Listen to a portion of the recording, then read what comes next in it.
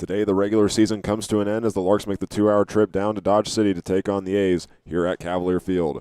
Welcome, everybody, to the pregame show. My name is Hank Corsair, and the Larks come in with a record of 25-7, fresh off of another win last night, and a series-deciding win, that is, against the Boulder Collegians. The final score of that game was 7-4. The Larks got up 2-0 in the second inning, added 4 more runs in the fourth inning, and were able to hold on from that point on to win a game that was a little bit chippy at times, but the Larks were able to get the win with some strong pushes from the Collegians as well in the third and sixth inning, and also a lot of notable performances from the Larks, most notably Max Flowers. He recorded 3 RBIs and scored 1 of the runs.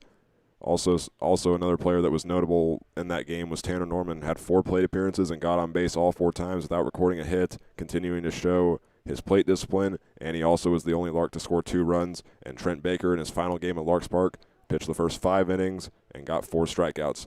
Now the Larks take on the Dodge City A's for the 6th time this season. These two last met on June 28th, where the A's emerged victorious. And since then, the A's have gone 3-9-1, and tonight they're trying to end their season with a win, as they are also wearing their Boot Hill Lawman jerseys tonight, which have kind of been a good luck charm for them. They're 2-1-1 this season, with wins over Liberal and Fort Collins, and the only loss coming against the Larks on June 22nd. And this is going to be an interesting matchup. These are two teams that are a little bit shorthanded. Dodge City currently has only 19 active players. The Larks have 17 players that made the trip down tonight. And also, it is very hot. It is triple digits right now at field level, with Cavalier Field being a turf field. But it's going to be a fun matchup, and we will have it for you when we come back.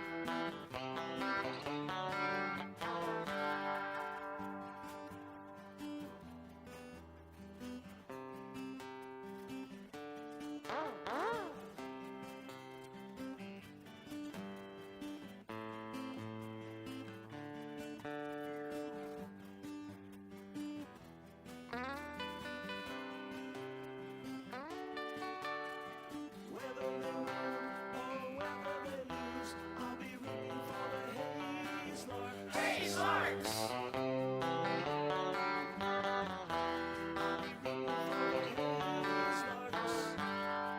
rooting for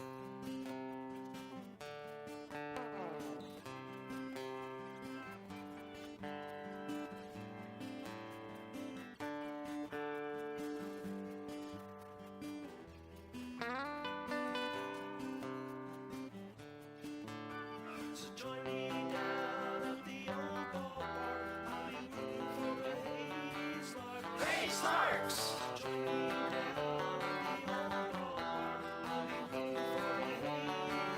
Hayes Larks!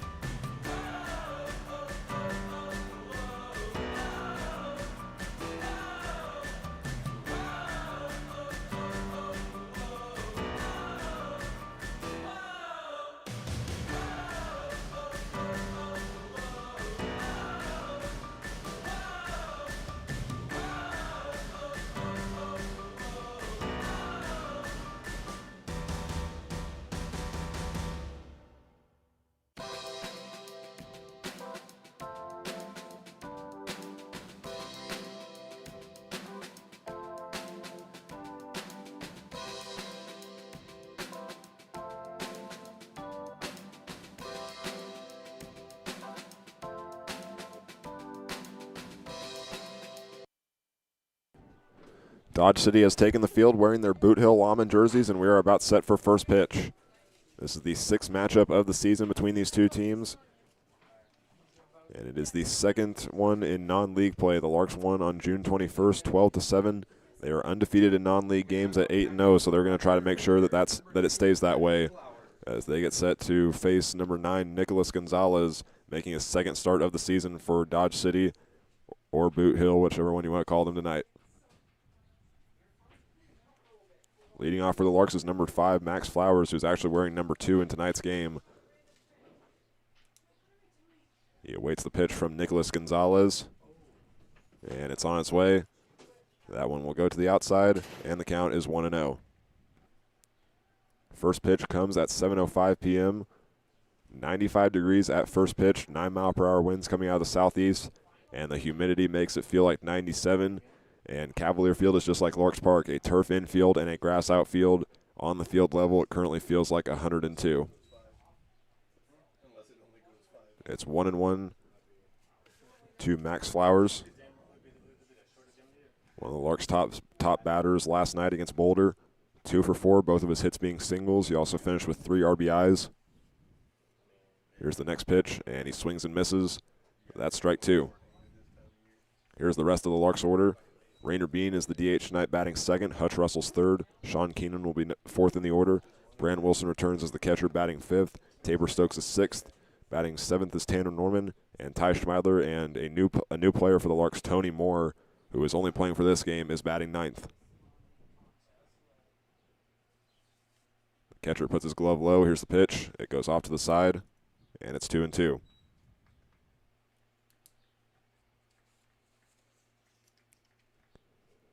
An important note about tonight's game, it's only going to be 7 innings long.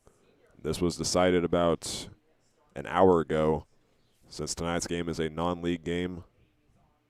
And I'd have to assume that the weather plays an effect to that as well. Here's a foul ball for Flowers. He stays alive at 2-2. All foul balls are property of the Dodge City A's, and they can be returned at the concession stand for a $1 bounty, courtesy of Curbs Law Office. This is the third game in a row for Flowers where he is batting as the leadoff. He just got back to the team, recovering from a surgery that he got. And he will strike out swinging on the 2-2 count. And there is one away. Now batting for the Larks, the designated hitter, number That'll bring up number 3, Rainer Bean. He was 2 for 5 yesterday, and he had 2 singles as well. Now we'll take a look at Dodge City's defensive alignment in tonight's game.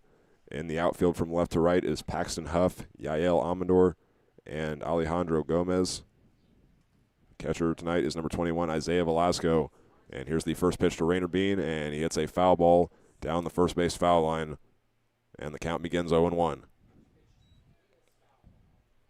The infield will feature Jaden Moreno over at first base. Next to him at second is Kennedy Drexler. The shortstop is number 6, Arturo Blanquense. And the third baseman tonight will be number 23, Angel Vasquez.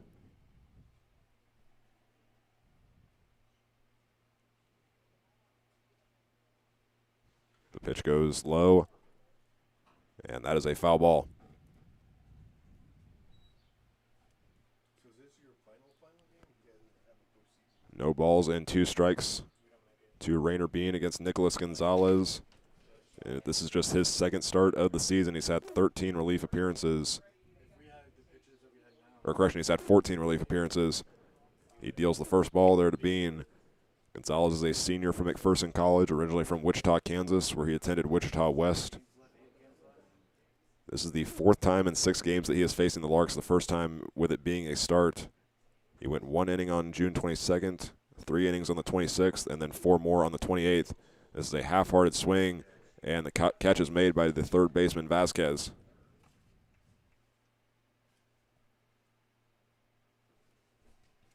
So now Dodge has a chance for a 3-up, 3-down inning. They'll face number 15, Hutch Russell. Man, you got 2 names of Kansas towns.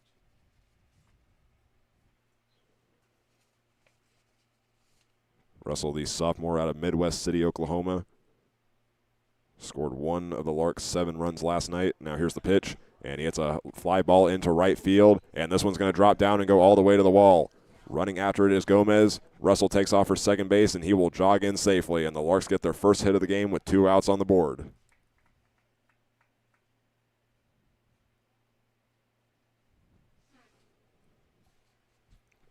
Russell did a good job reading where the ball was going to put it into that gap, and now the Larks bring up number 7, Sean Keenan, the left fielder in tonight's game. Now batting the left fielder, number 7, Sean Keenan.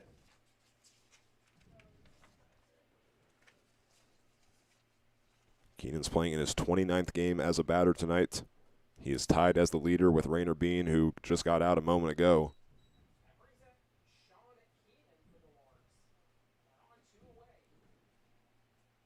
Keenan was walked twice against Boulder yesterday. Now here's the pitch. And this one will get fouled off to the side. And it's 0-1.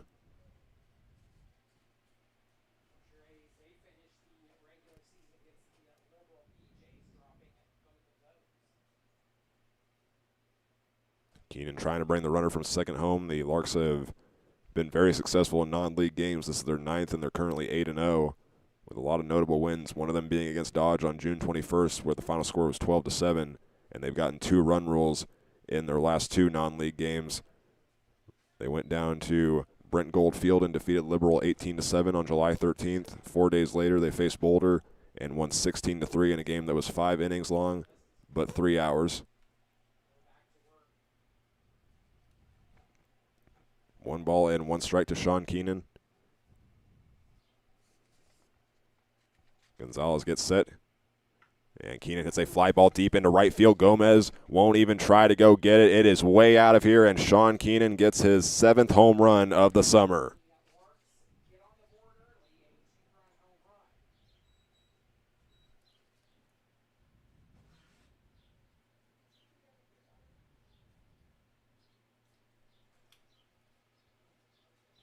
Russell and Brand Wilson are both waiting there at home plate to congratulate him.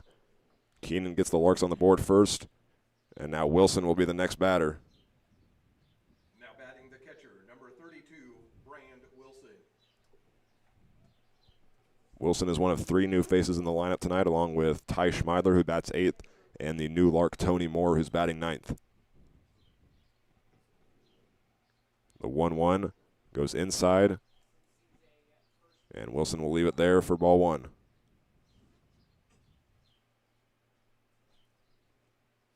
With that home run from Sean Keenan, this is now the 10th time in the last the Larks now have a home run in 10 of their last 13 games.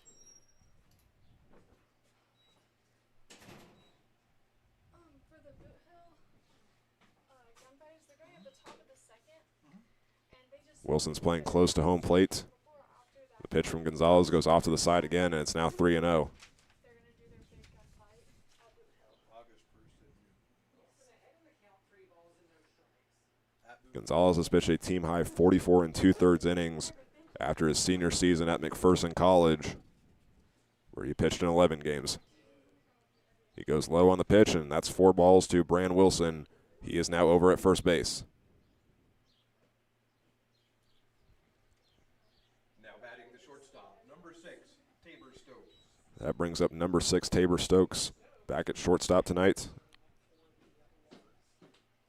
Stokes was very successful in that last series against Boulder, 6 runs in those 3 games, with 1 last night and a 1-for-4 performance. He will watch the first one go by. Gonzalez is ahead 0-1.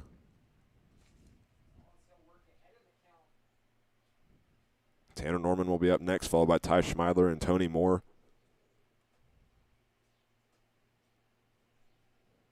Another pitch goes off to the side. And the count moves to 1-1.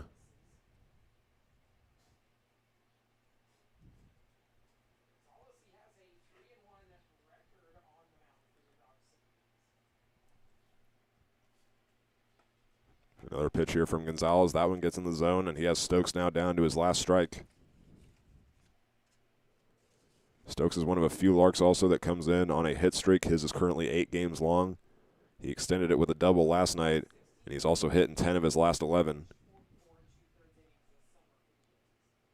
The pitch goes low and inside. And it is an even count at 2-2 to Tabor Stokes.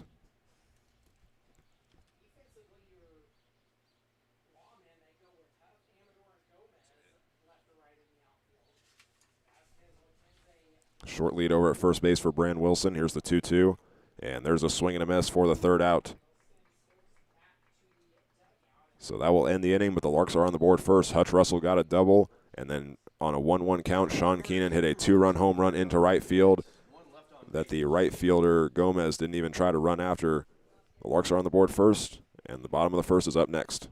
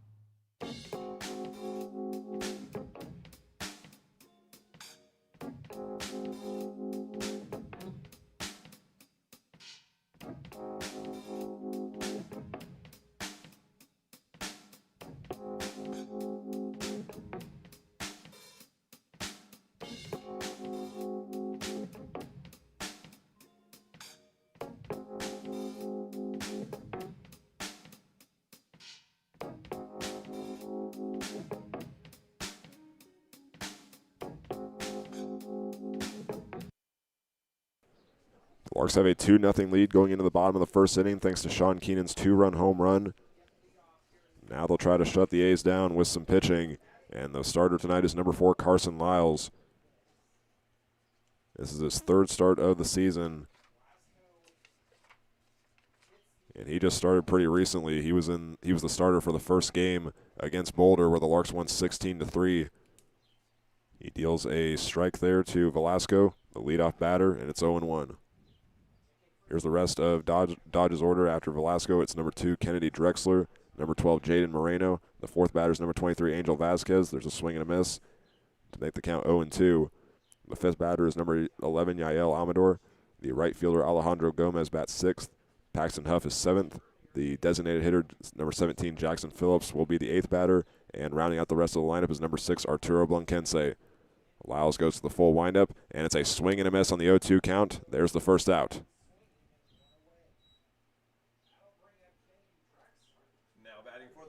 That now gives Carson Lyles 21 strikeouts on the season, and it brings up number 2, Kennedy Drexler.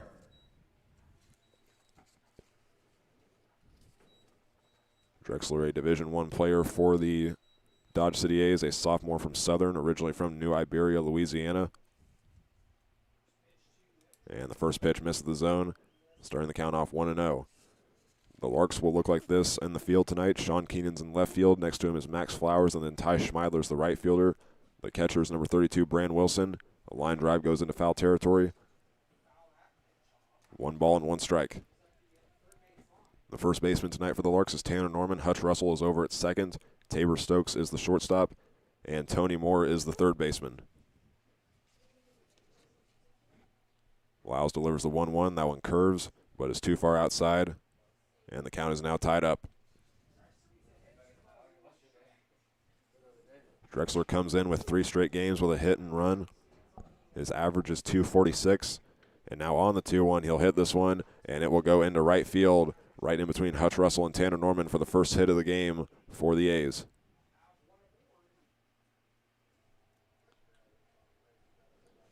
That'll bring up number 12, Jaden Moreno, Ballman, the first baseman, number 12. the senior out of Prairie View A&M. Moreno.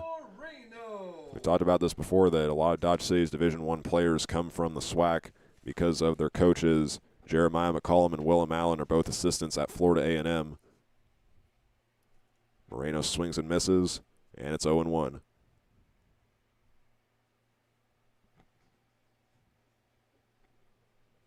We'll see how aggressive they decide to be on the base path early. Kennedy Drexler has a lead over at first base. Now they'll throw back. Tanner Norman was unable to apply the tag in time. Drexler has 8 steals, and Dodge as a team is 76 for 93 on the base path.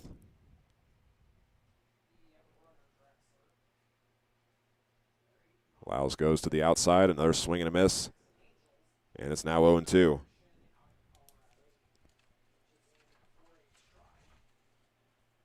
Lyles threw the first 3 innings of the Larks' win against Boulder. On the 17th, only gave up 4 hits and 2 runs, and he had 4 strikeouts, and he'll get another strikeout right there, a swing and a miss against Moreno. That's the second forward-facing K of the inning for the Barton Community College commit, and it brings up Angel Vasquez. Angel Vasquez.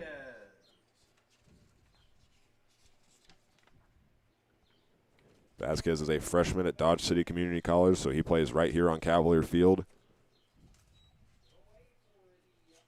Here's Lyles' first pitch to him. He thought about going around, but it dropped into the zone. 4 strike 1.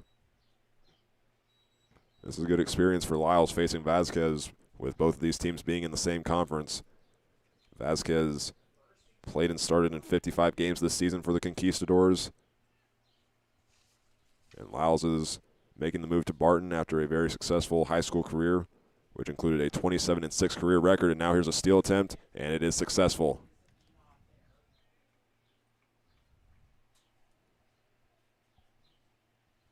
The last pitch was a ball there to Vasquez, so the count is even with a runner in scoring position.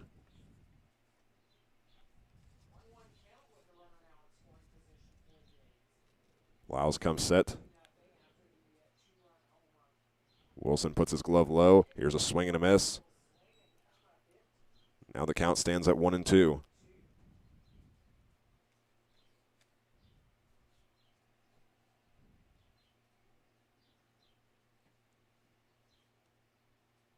Wilson wants the ball in the same spot. Lyles looked back at second base, now delivers, and he gets another swinging strikeout on the 1-2 count against Angel Vasquez, and that retires the side with 1 runner left stranded off of a single. And when we come back, it'll be the 7, 8, 9 batters for the Larks. After 1 inning.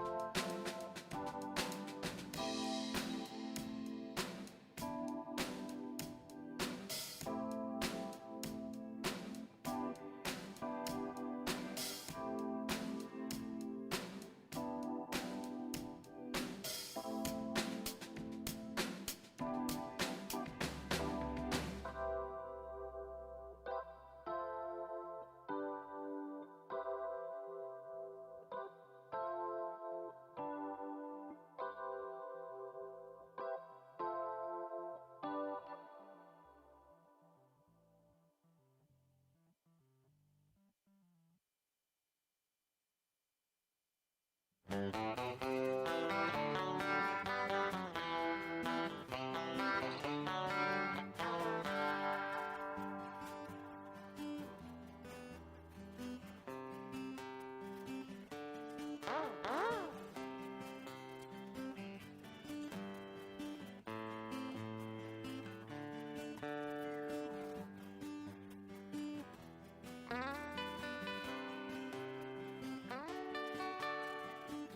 they win or whether they lose, I'll be rooting for the Hayes Larks. Hayes Larks!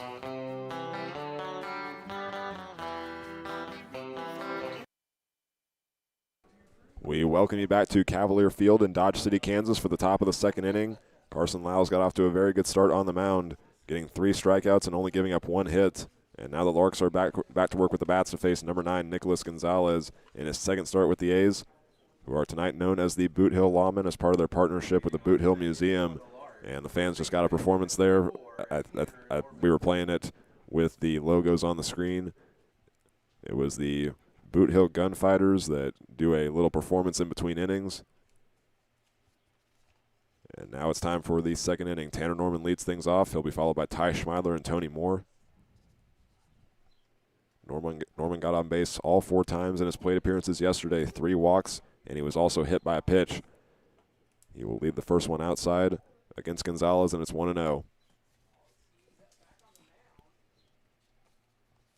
And for the A's, when they're known as the Boot Hill Lawmen, I've said this already, it's kind of been almost a good luck charm for them. They were undefeated 6-0 last year when they wore these uniforms. This season they are 2-1-1, trying to add 1 more into the win column tonight.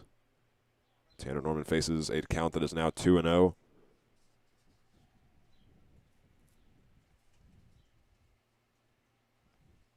The Larks had 2 hits in the first inning. That included a double from Hutch Russell and a 2-run home run from Sean Keenan. And now it's a 3-0 count to Norman, leaving another one off to the side. This is the 4th time that the Larks are facing off against Nicholas Gonzalez. The first time, though, that it has been a start. Gonzalez pitched on the 22nd, 26th, and 28th of June. Combined for 7 strikeouts in those 3 games, and he will walk Tanner Norman on a 3-0 count to start the top of the second inning. Now batting for the Larks, the right fielder, number 16, Ty Schmeidler. Now up is number 16, Ty Schmeidler, tonight's right fielder.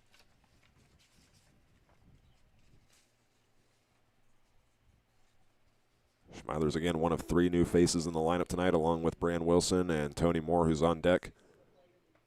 Swing and a miss on the first pitch, and it's 0-1.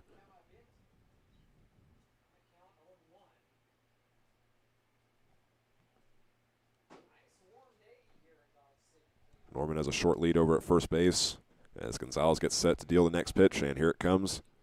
Schmeidler hits this one over to the third baseman. It is fielded by Vasquez. The out to second is in time, and the throw to first is as well. The A's are able to turn a double play and get the 2 outs on the board after giving up a walk against Norman. Now batting for the Larks, the third baseman. That was a 5-4-3 play. And now here is the Larks' new addition, who I've been told is only going to be here for tonight's game. It is number 21, Tony Moore, a sophomore for Fort Hays State. Moore's originally from Hoisington, and he will start with the ball. Looking at this last season with the Tigers, he was able to go 235 in 37 games. And now that one will get in the zone and even the count up at 1-1. The Larks will be back to the top of their order after this with Max Flowers, Rainer Bean, and Hutch Russell.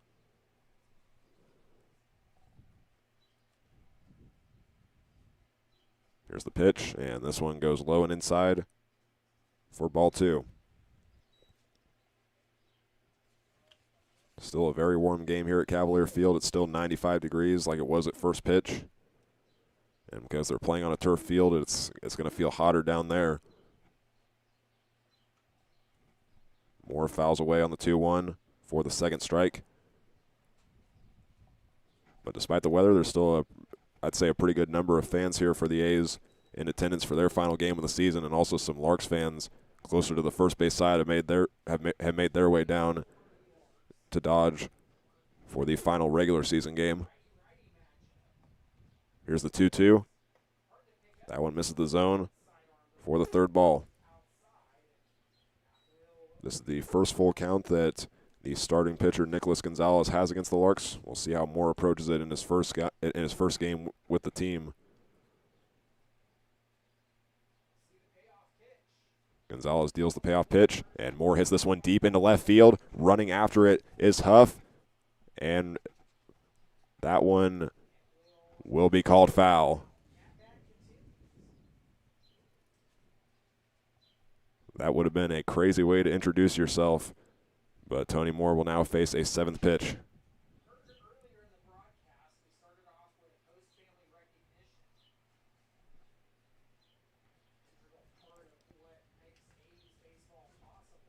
So now Moore goes back into the box.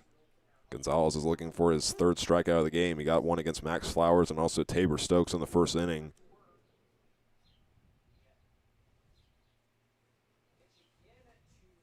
The pitch is on its way, and that one will hit Moore on the elbow. And he's going to head over to first base. He was wearing a guard on that elbow, but I'm sure it still doesn't feel good. However, he keeps the inning alive, and it now brings up Max Flowers to the top of the Larks order.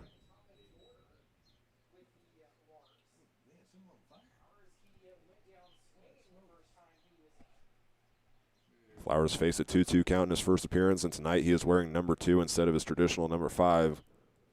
Trent Baker was able to lend him his jersey, and Trent wanted me to be sure to tell the viewers that he is a very good teammate. He will put down a bunt, and this one goes foul on the third base side for the first strike.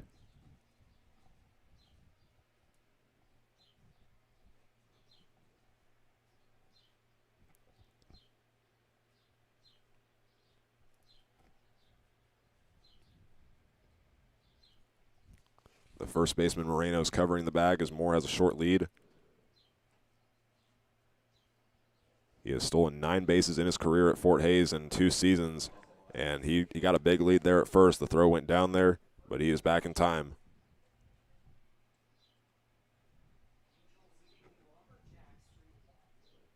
Count moves to 1-1 for Flowers.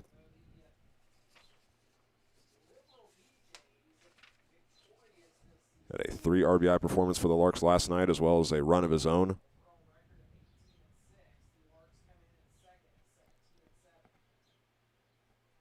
Our throw back to first is not in time.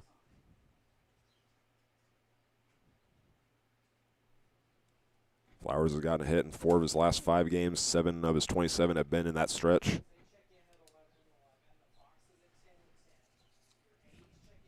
Now he's ready for Gonzalez to deal the next ball.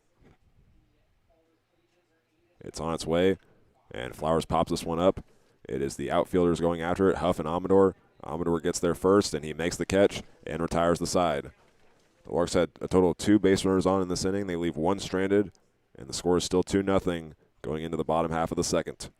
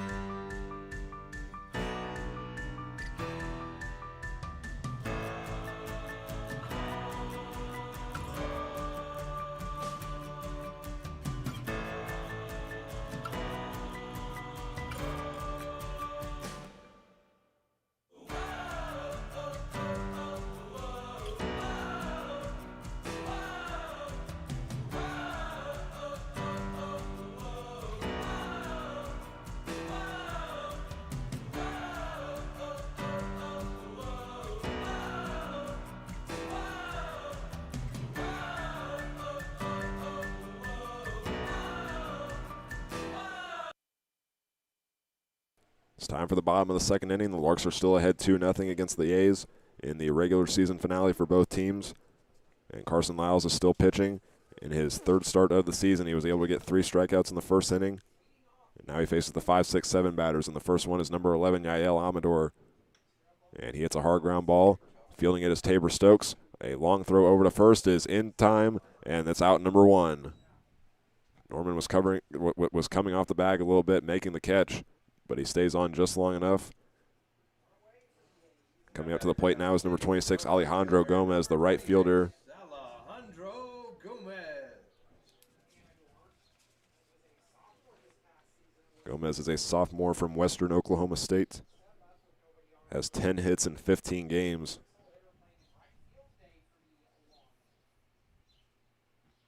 And now here's the pitch from Lyles. And that one takes a bounce inside.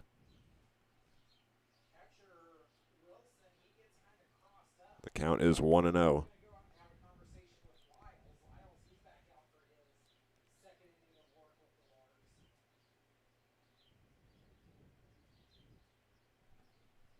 Gomez is still undecided for next season after his sophomore year at Western Oklahoma State.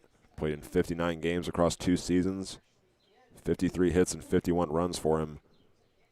And now the 1-0 is chopped over to Tony Moore. He fields it in his glove and throws it over to first, and there's out number 2.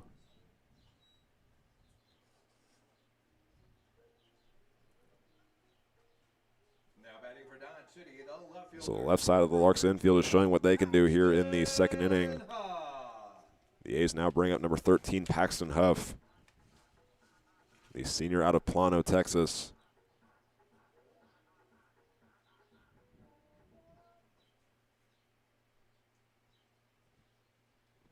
Wilson continues to put his glove in the same spot, and that time the pitch gets in the zone, and it's 0-1.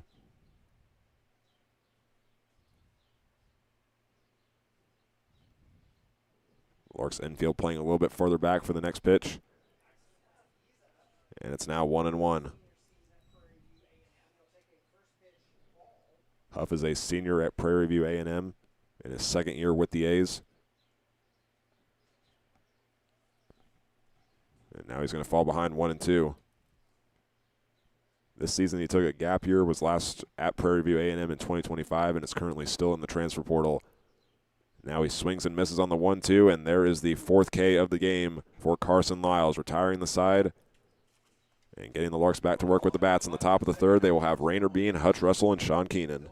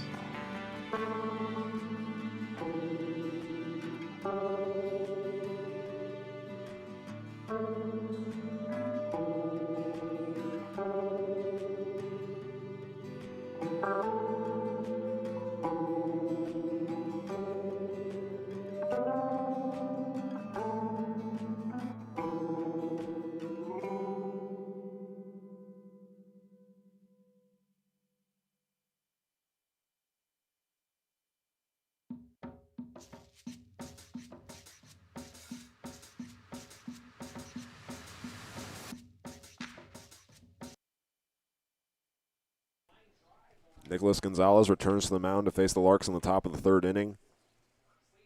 Larks are ahead 2-0, scoring all those runs in the first. And Rainer Bean leads things off, swinging and missing at the first pitch. It's 0-1. Larks had 6 batters in the first inning, 4 in the second. And they've had 2 hits with both of those guys scoring. Hutch Russell had a double, and that would be followed with Sean Keenan getting him home on a 2-run homer. And this one, contact will be made. It's a pop-up and a long run for the left fielder, and he dropped it at the very end. It was Paxton Huff. He had a very long run. And that will be listed as a hit for Rainer Bean. Like I said, it was a very long run for Paxton Huff. He had to put his glove out there, and he had it for a second, but as he was running, it came out at the very end. And now here is number 15, Hutch Russell, who already has a double tonight. And the pitch catches at the outside corner, and it's 0-1.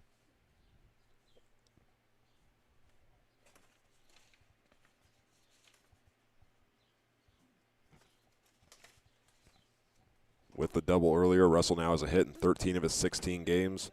He swings and misses and falls behind 0-2.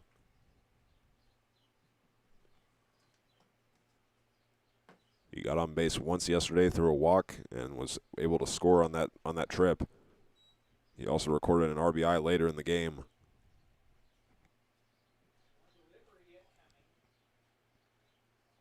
And the pitch is a fly ball, and this one's going to drop down in the shallow part of center field. And the count was 1-1 there to Russell, so on the third pitch, he advances Rainer Bean to second and now occupies first base.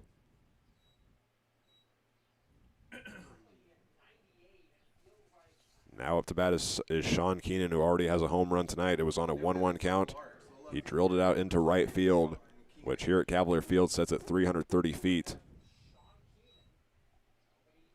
Center field here is 404, and I'd say it's pretty close to Larks Park. Larks Park has a left field that sets at 322 feet, a right field that's 319, and center field is 405. So now Keenan awaits the pitch. It's on its way, and this one drops down, rolls away from the catcher, and the runner takes off for third, and sliding in safely is Rainer Bean. He's now 90 feet away from home plate with runners at the corners. And that first pitch to Sean Keenan was a ball, so the count is 1-0.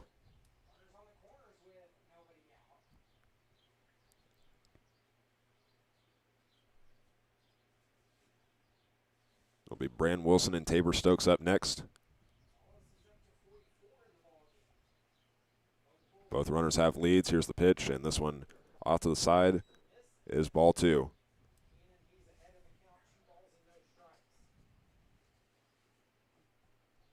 That home run by Keenan earlier was his 7th of the season and 43rd hit.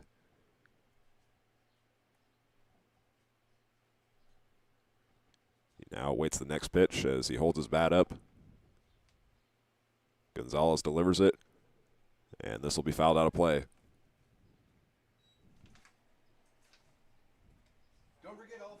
Two balls and 1 strike to Tanner Norman, or to Sean Keenan, excuse me. Still no outs have been recorded. Rainer Bean and Hutch Russell are the only 2 that have appeared in this inning. Bean stole third just a moment ago, and Hutch Russell had a single of his own.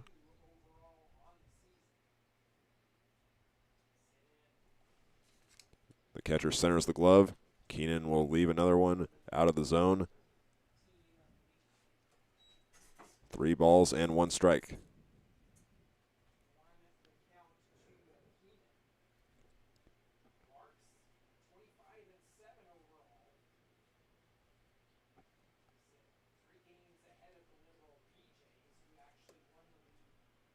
If Keenan can get walked right here, the bases will be loaded for Brand Wilson. And now Keenan will face a full count. He has another ball that goes out of play in a similar spot.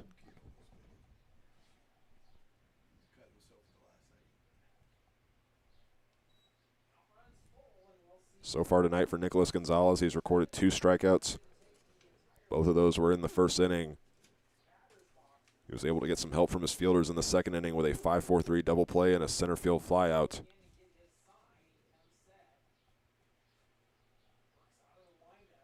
Here's the full count pitch, and Keenan again sends it back out of play.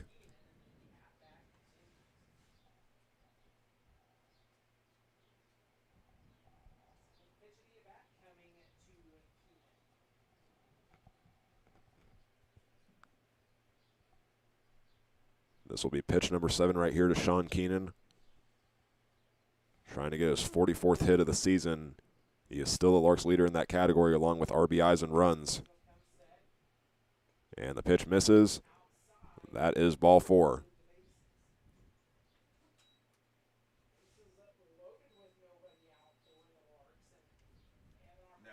The base paths have Rainer Bean at third, Hutch Russell at second, and Sean Keenan over at first with Bran Wilson up to bat. He was walked on 4 pitches in the first inning. And when he was batting, the bases were empty because it was off of the Sean Keenan 2-run home run. Now he's got a chance to get some RBIs of his own. And the first pitch, Wilson holds back just enough. And the count will start 1-0. You could kind of see that he wanted to swing at that one, but he made the right decision to hold back.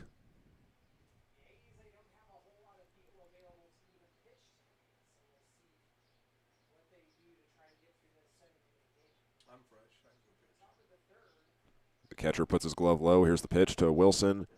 Half-hearted swing. And the field umpire will say he didn't go around. It's now 2-0. Nobody is currently warming up on the left field side for the A's. We talked about it in the pregame show. These are 2 teams that are a little bit shorthanded tonight. The A's have 19 active players. The Larks only have 17.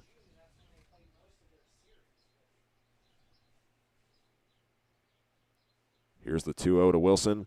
Big swing and a miss. And the count is tied up.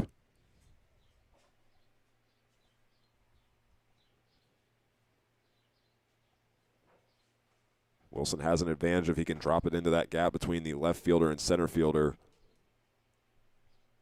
He comes into this game with 14 RBIs. Now here's the pitch. And he pops it up and out of play.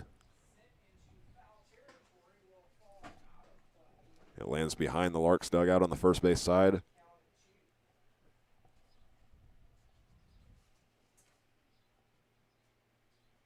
And it also hit the roof of a shed that's over there. I'm not sure what it's used for. But the count now moves to 2-2.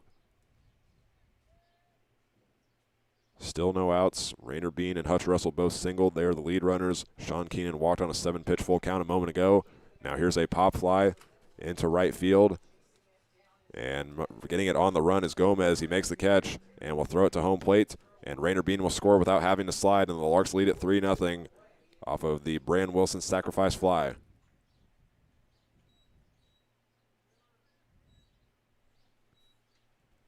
That's 15 RBIs now on the season for Wilson. And Hutch Russell also advanced over to third.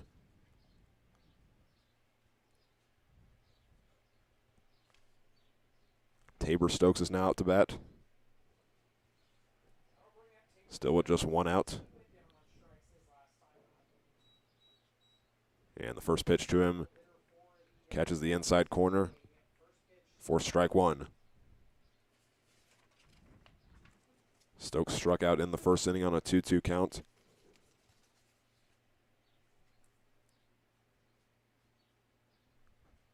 And now the next pitch goes to the outside. The Larks will attempt a steal, and it is successful. Sean Keenan able to beat the throw. And he gets his 7th steal of the season, putting now both runners in scoring position.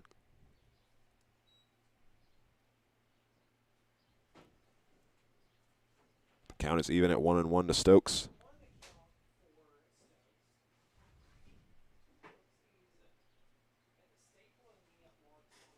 Gonzalez delivers and misses to the outside for ball 2. For Stokes, this is his 96th career game off of a 1-for-4 performance yesterday.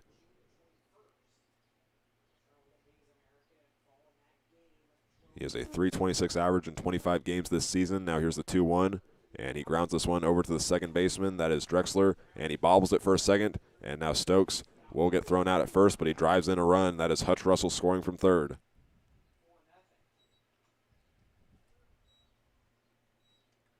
Now batting for the Larks, the first baseman, number 34, Tanner Norman. Sean Keenan also advances over to third. And now Tanner Norman is up to bat with a 4-0 lead. He had a 4-pitch walk in the second inning as the leadoff batter there.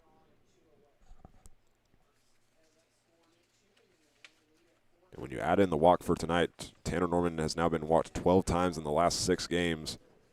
And when we interviewed him at Larks Park last night, we talked about how he has so much plate discipline, and he credits that to his ability to be patient at home plate.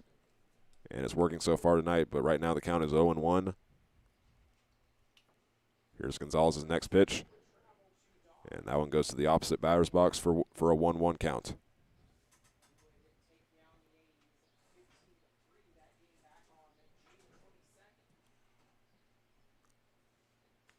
The Larks' 4 runs include 2 in the first inning and 2 in this one. Here's the 1-1. Norman leaves that one down low. And it's now 2 balls and 1 strike.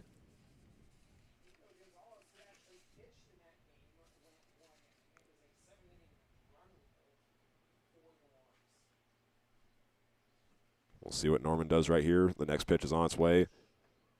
That one curves to the inside. And it's now 3-1.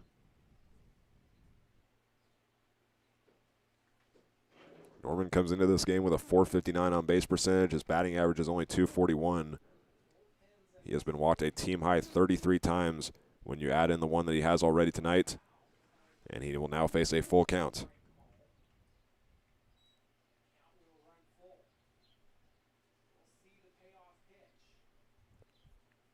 Sean Keenan is the only runner on over at third. The other 2 have scored. And the payoff pitch will miss the zone. And Norman will get over at first base. Once again, giving the Larks another position where Larks are, or where runners are at the corners. Number 16, Ty Schmeidler. It is number 16, Ty Schmeidler, now at bat.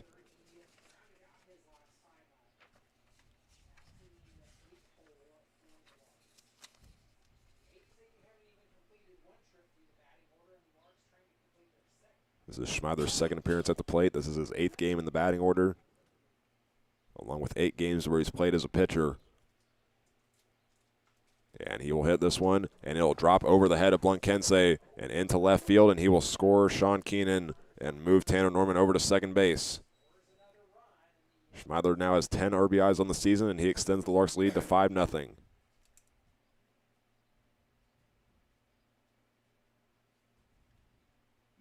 For the Larks, the third baseman, number 21, Tony Moore.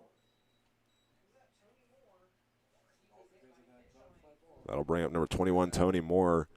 Still nobody warming up in the bullpen for Dodge City, but they are a little bit shorthanded with their pitching right now.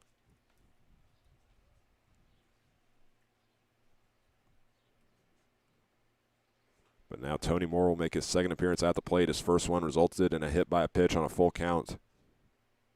And he made it over to first base in the second inning before the final out was recorded.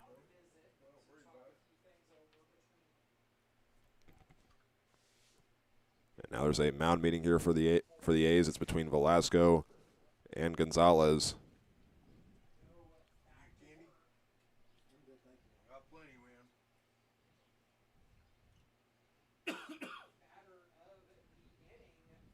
Moore taking his time before he goes into the box.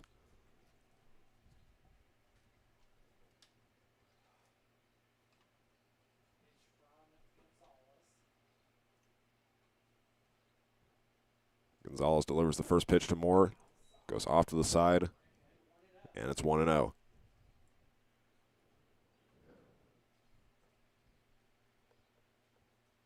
We mentioned Moore in his last season here at Fort Hays. Played in 37 games, including 28 starts. Had a very successful freshman year as well with the Tigers. He hits a fly ball into right field, and this is going to be another one that drops down. The runner gets sent home from third, and Norman will now slide home, and he is safe. Very close play. But the Larks record another RBI. Tony Moore gets his first hit and RBI, sending Ty Schmeiler over to second base. And Norman scores on a very close play. Now batting the center fielder, number 2, Max Flowers. The Larks are now back to the top of their order for the third time tonight. It is number 2, Max Flowers.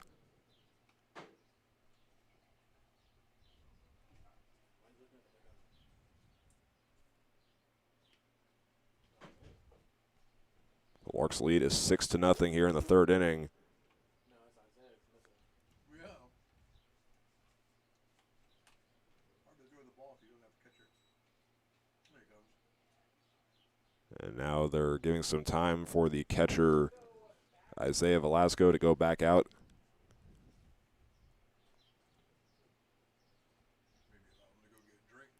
He went back to the third base dugout, not sure what the reason was for. But now Max Flowers will bat in this 4-run third inning. He's the only batter that hasn't been at the plate. Leadoff batter Rainer Bean is on deck. And the Larks have a chance to put themselves in a position for a run rule, which in a 7-inning game will only be 5 innings if they get the 10-run lead.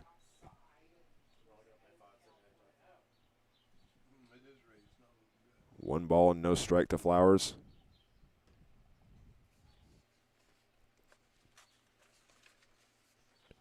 And now the next pitch, he will chop foul right behind home plate for the first strike.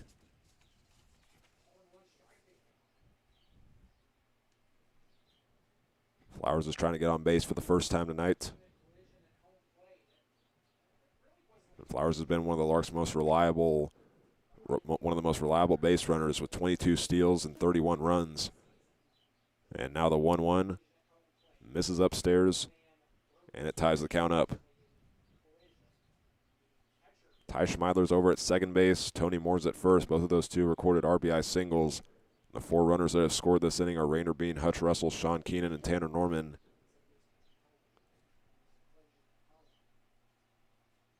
Here's the 1-1. Or correction, that was a 2-1 count. It's now 3-1 to Flowers.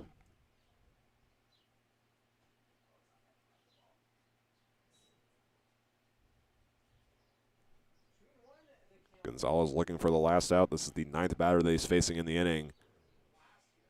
And that will be ball 4 to Flowers. He'll head over to first base. Schmeiler moves to third and Moore over to second. And Rainer Bean's now batting for the second time in this inning. Now batting for the Larks, the designated hitter, number 3, Rainer Bean.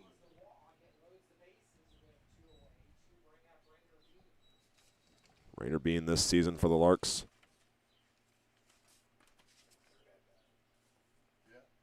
has the best slugging percentage at .627. He's gotten 1 hit tonight, and he hits a line drive, and it drops into foul territory, and it'll start 0-1.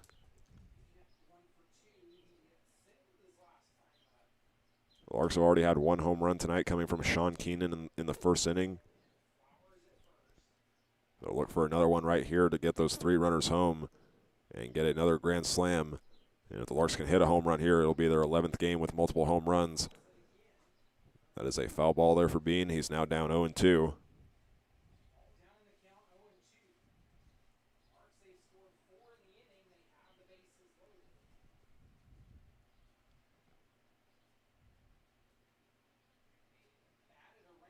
Bean playing close to the plate. Here's the 0-2 from Gonzalez. And that one almost hit Bean. His helmet came off. Count moves to 1-2.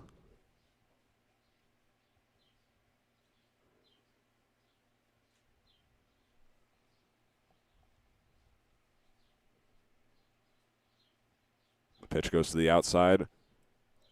And the count moves to 2-2 now for Bean. Again, this is his second appearance at the plate in the third inning. He had a single on an 0-1 count. And now he swings and misses, and there is out number 3. But some damage was done by the Larks. They score 4 runs and go through 10 batters in the third inning to go up 6-0. And the bottom half of the inning is up next. It is the 8-9-1 batters coming up next for the Dodge City A's.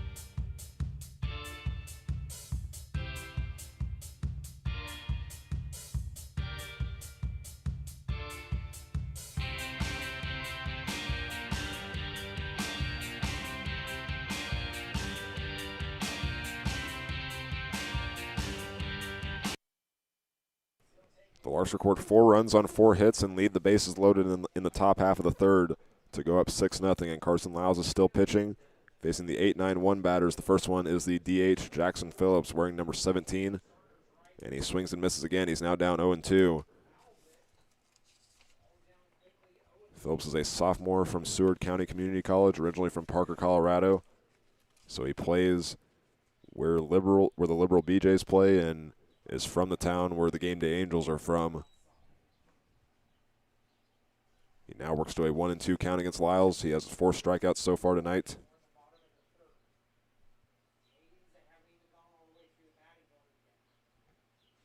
Lyles delivers a fastball. Going outside, it's now 2-2.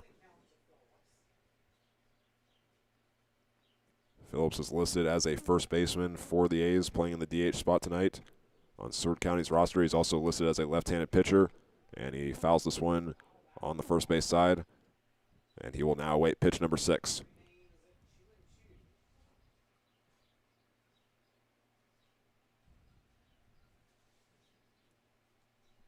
After Phillips, it's Arturo Blanquense and Isaiah Velasco at the top of the order. The 2-2 from Lyles is sent over the press box.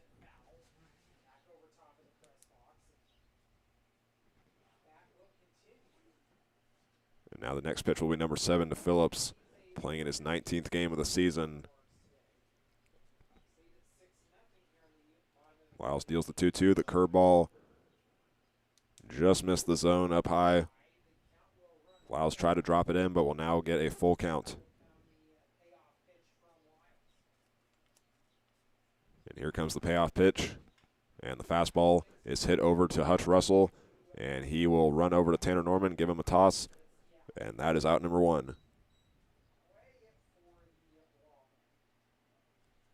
Now up is number 6, Arturo Blanquense. Now batting for the lawman, the shortstop, number 6, Arturo Blanquense at shortstop tonight, a freshman from right here at Dodge City Community College, originally from Tijuana, Mexico. Blanquense will watch the first ball go by, and it was the right decision. It's 1-0.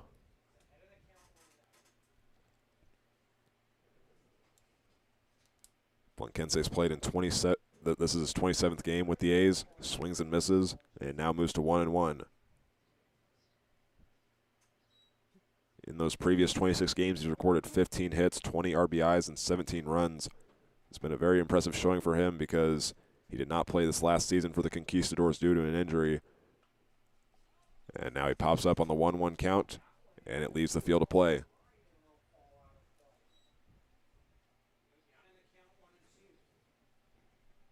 1 ball and 2 strikes with 1 out. After this, it'll be the first time that Dodge goes back to the top of their order. Lyles deals the pitch low, and it's now 2-2. Lyles had 3 strikeouts in the first inning and an additional 1 in the second. All those have been swinging. He goes to his curveball again, and it's now back-to-back full counts. Lyles didn't have any full counts up until this inning. That's now back-to-back for him. And now this payoff pitch is popped up into right field, and running after it is Ty Schmeidler, pretty close to the warning track, but he's got the catch, and that's out number 2.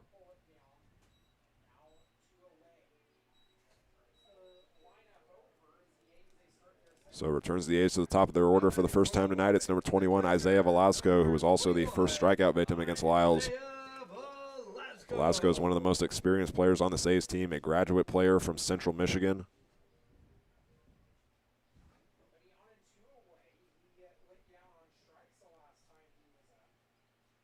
Stands in the middle of the box. Now here's the pitch. And Lyles finds the zone. He is ahead 0-1. The Larks have some guys over there in right field if they want to get some experience for the pitchers here in the last non-league game and last regular season game, that is. This one is grounded over to Hutch Russell. He's unable to get the ball. And we'll see if that one will be listed as a hit or an error.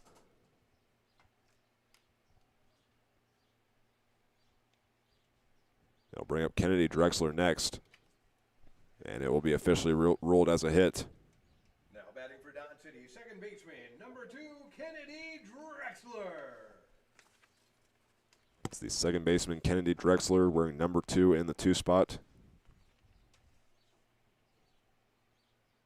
The 0-1 is, or the first pitch, excuse me, is fouled off, and it's now 0-1.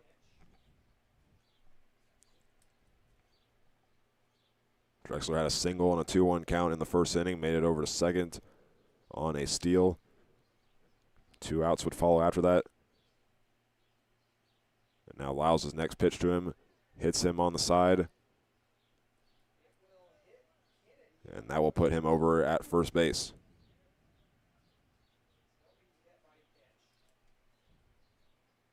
Now batting for the lawman, Drexler definitely looked like he was in a little bit of pain after getting hit there.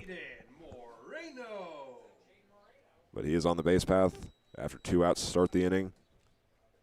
Here is now number 12, Jaden Moreno, the senior out of Pensacola, Florida.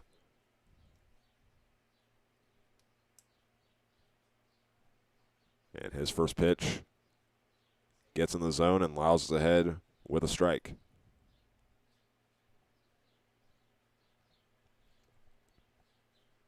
Moreno's trying to make his hit streak 5 games long to end the season. He comes in having gotten a hit in 8 of his last 10 games. And he will leave the next pitch outside, and it's now 1-1.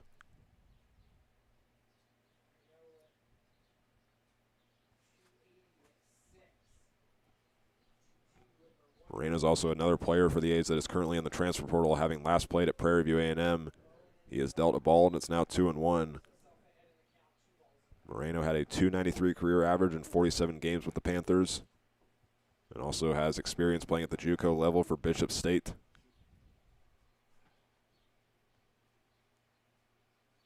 Lyles takes a deep breath, deals the 2-1, and this one is hit high in the air, deep into right field. Schmeidler goes back for it, and that will be a 3-run home run for Dodge City.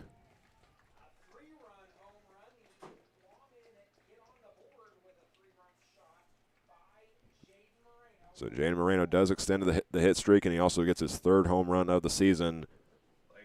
The Larks lead is now cut down to 3. Run for Jaden Moreno.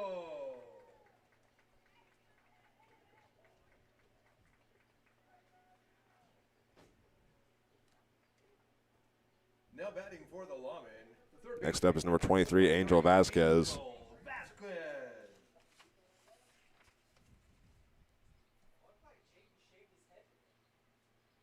Fouls his first pitch to him as a swing and a miss. He's already gotten one strikeout on Vasquez, trying to get another one right here. Vasquez, the freshman from Dodge City Community College, hits this one over to the third base side. It's a diving play that's unsuccessful there for Moore. And that will put another player on base.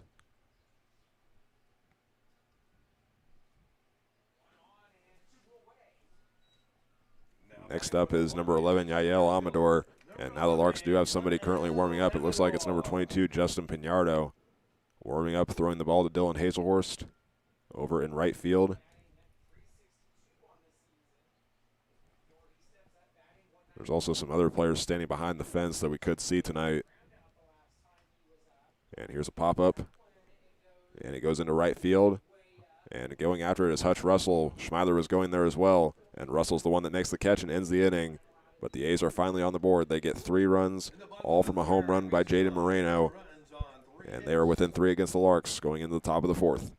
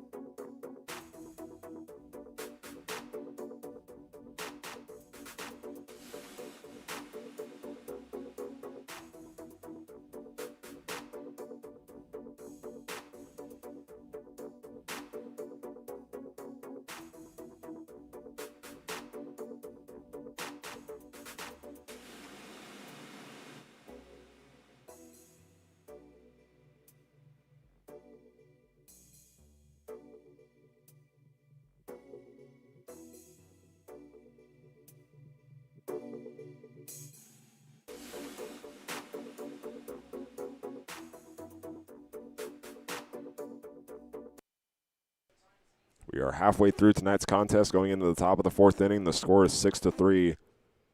And the Larks are back to work with the bats, still facing the starter, Nicholas Gonzalez.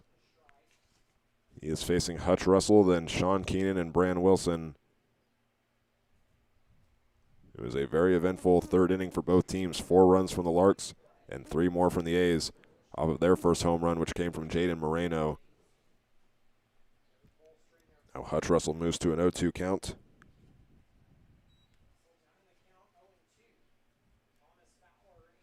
Russell has 2 hits so far in this game, a double and a single.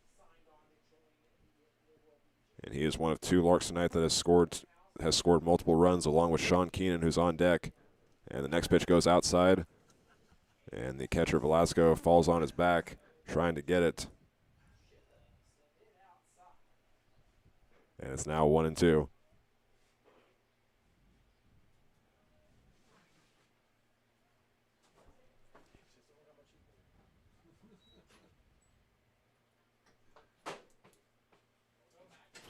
Russell says something to Isaiah Velasco as they both go back to their positions. Okay.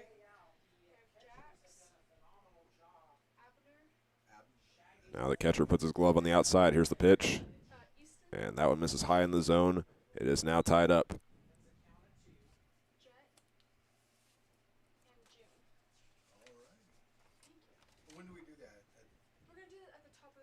tonight. This is Russell's 5th multi-hit game since joining the Larks that he has, since he has that double and single already. And now on the 2-2, he'll hit this one deep into right field, and running after it is Gomez, and this one's going to take a bounce off the number 348 in right field. And Russell makes his way to second base. Now he's going to run over to third, and he is going to slide in, and he will be tagged out.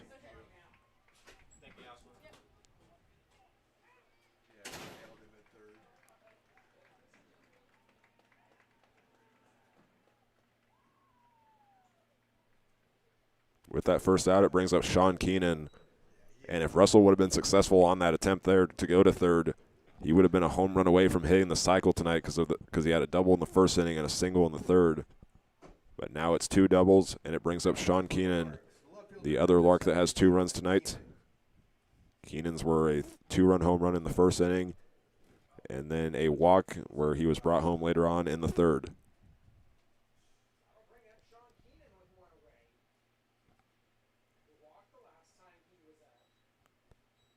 The A's infield continuing to play back. That one almost hit Keenan.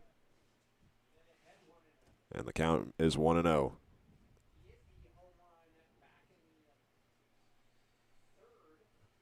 Again, tonight's game is only 7 innings long, with it being a non-league matchup.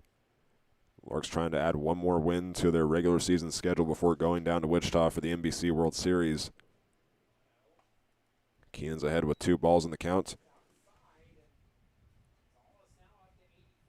And looking at the Larks matchups, they will play in Pool D, and they will not start till Saturday. They will face the San Diego Stars on July 25th. That is a 12 p.m. first pitch. The next night they will face Texas Army at 3 p.m. That team is from Goddard, Kansas. And on the 2-0 there, Keenan fouls it out of play. And the Larks' final pool matchup will be on July 28th. That is going to be a 6 p.m. first pitch against the Alaska Gold Panthers.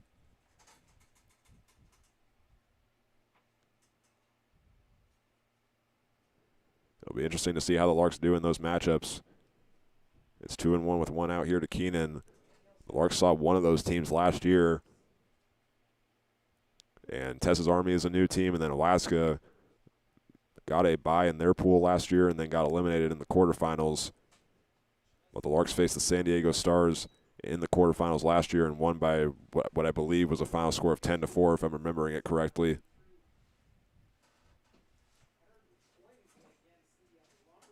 Three balls and 1 strike to Keenan. He's trying to get on base for the 3rd time tonight. And now the pitch. Misses the strike zone. And Keenan is on base for the 3rd time tonight. That's 2 walks along with his 2-run home run. The catcher, number 32, Brand Wilson. Now the catcher, Brand Wilson, is up. He has a walk and an RBI from a sacrifice fly in tonight's game.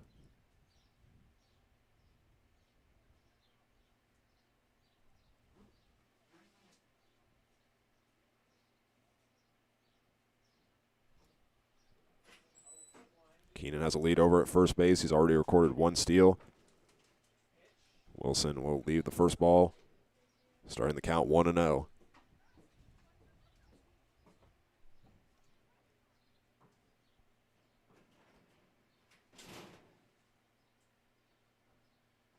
Keenan continues to lead off first base. Moreno is covering the bag. And the pitch gets in the zone there, and it evens things up. This is the 4th inning of work for the A's starter, Nicholas Gonzalez, and there's still nobody warming up in left field. And the 1-1 is hit right past Sean Keenan. He had to stop to make sure the ball went by, and he advances to second base. And Brand Wilson has his first hit of the contest.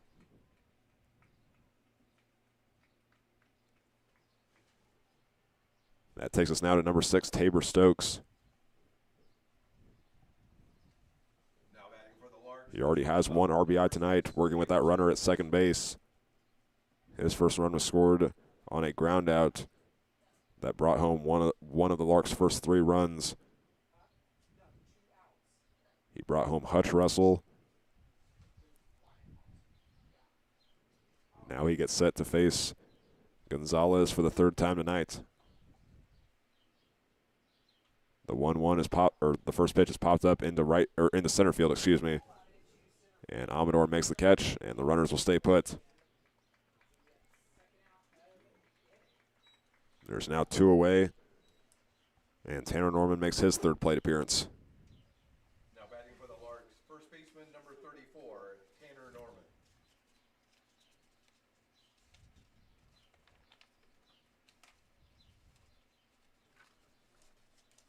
Both of Norman's first 2 appearances have resulted in walks. One of them was a full count. The other one was 4 straight balls.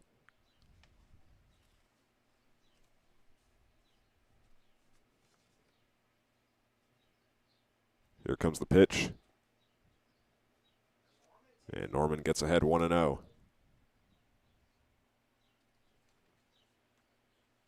Norman's continuing to show his plate discipline.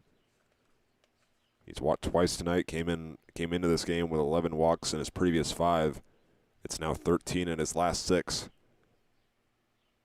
The 1-0 is going to be chopped over to the first baseman. Backpedaling to get it is Moreno, and he throws it to his pitcher. And there is out number 3. The Larks get a total of 3 base runners on, 2 are left stranded in the top of the 4th inning, and they still lead 6-3. No runs, 1 hit, 2 left. And we'll be back to Cavalier Field in just a moment here on the Larks Network.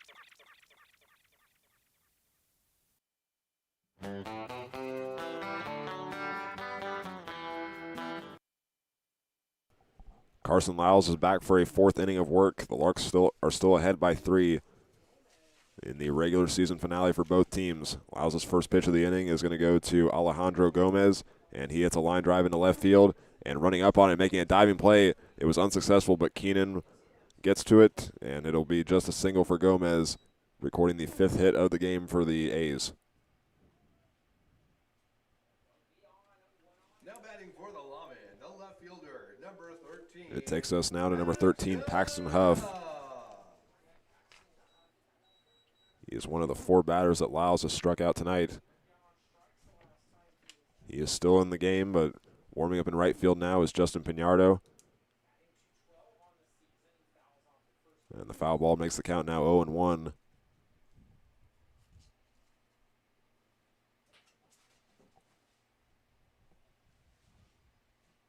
Norman's covering first. Lyles comes set. Here is the pitch.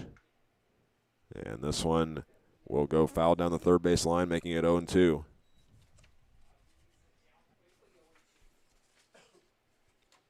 This is the final game of Paxton Huff's 2nd season with the A's. And the runner will take off for second base, and the tag is applied not in time. They're going to say Alejandro Gomez beat it.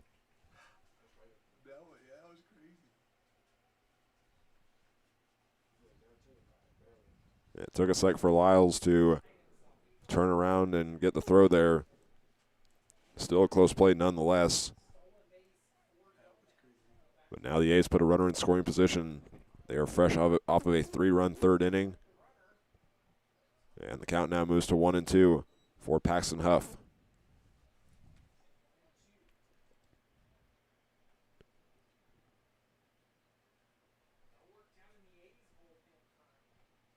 Wilson wants the pitch inside. Lyles delivers it. And he missed the zone there. It's now 2-2.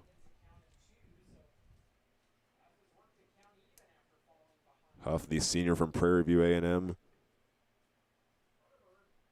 has 11 hits this season, as well as 4 RBIs and 14 runs. The pitch is popped up on the infield, and Lyles is going to be the one that calls for it. And now coming in at the very end is Moore, and the catch is made.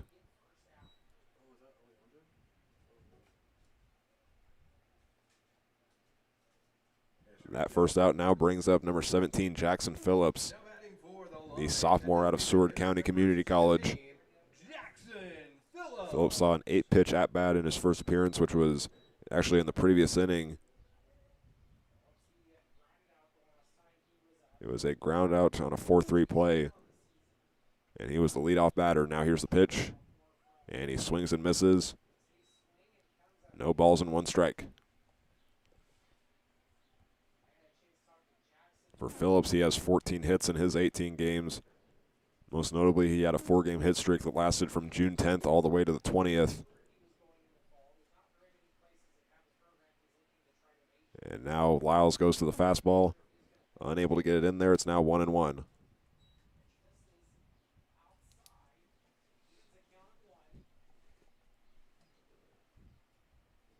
After Phillips, it's Arturo Blanquense and Isaiah Velasco up to bat.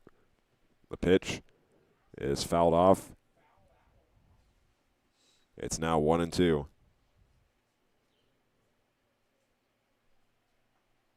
The A's trying to put some runs together here in the 4th inning, trailing by 3. Wearing their Boot Hill Lawman jerseys tonight, which they've been very successful in. They were 6-0 last year, 2-1-1 this season, and the Larks still remain the only team to ever have defeated them when they wear those jerseys. Here's the 1-2, and Lyles goes to the curveball, and he deals ball 2.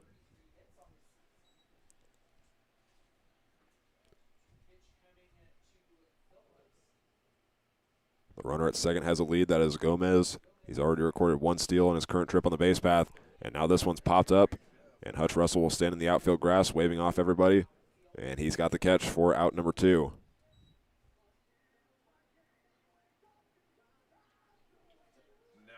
Coming up now is number 6, Arturo Blanquense. He flew out to right field in his first appearance.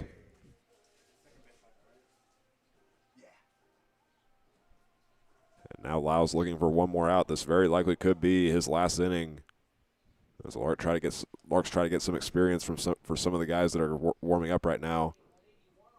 The only one currently pitching over there is Justin Piñardo.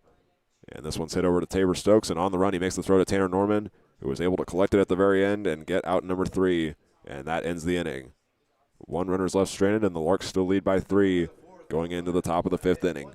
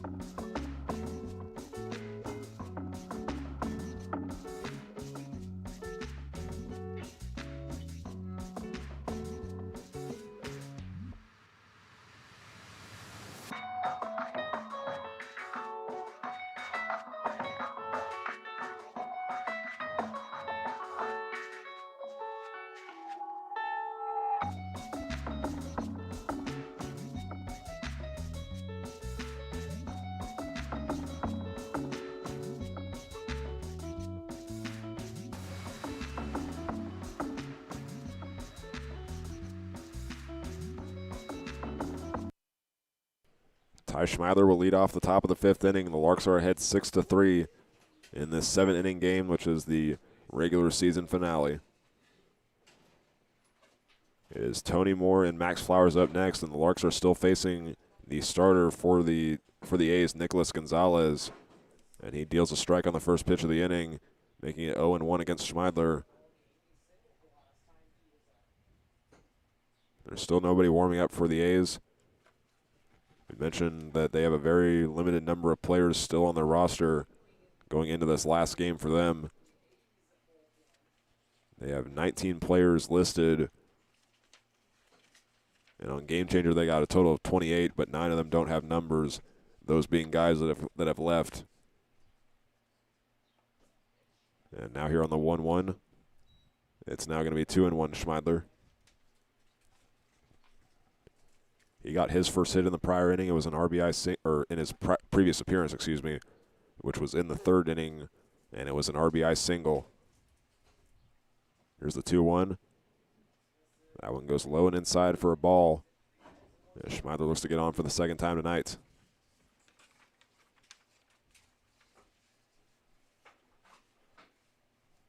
Gonzalez comes set, and he deals. And Schmeidler fouls it out of play, working up now to a full count.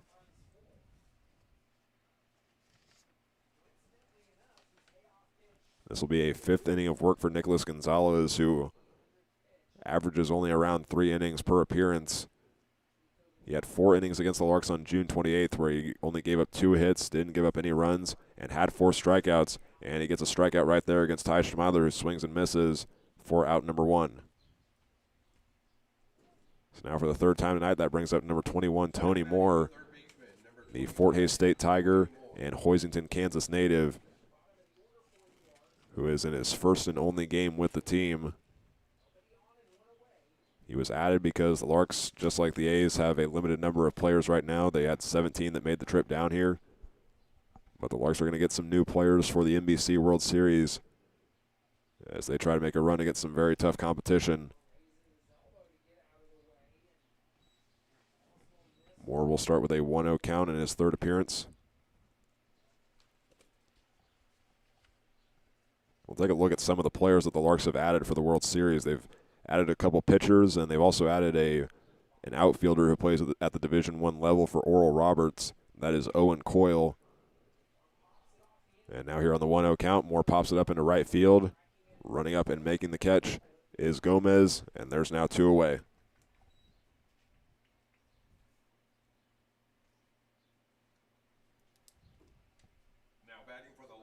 The 2 pitchers that the Larks have added for the NBC World Series are Brian Walters and Colin Neibauer, both of which play for the Game Day Angels. But the Larks are still looking for some players, and we will continue to track that leading up to the Saturday night opener. Top of the order coming up now, it's Max Flowers, followed by Rainer Bean and Hutch Russell. And here's the pitch, and that's a swing and a miss for strike 1.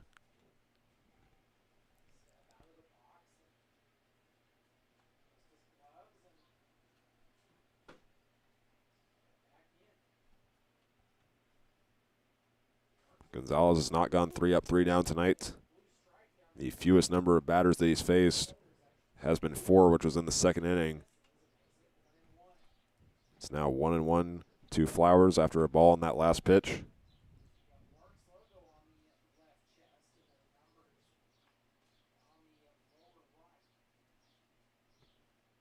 Catcher's glove goes low, and the pitch lands to the outside, making it now 2-1.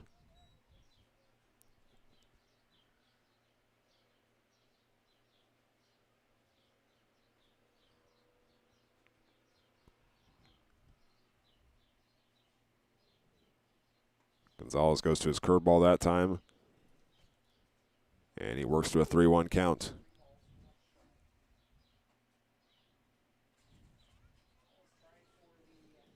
Being in the starting position is new for Gonzalez. This is just his second with the A's.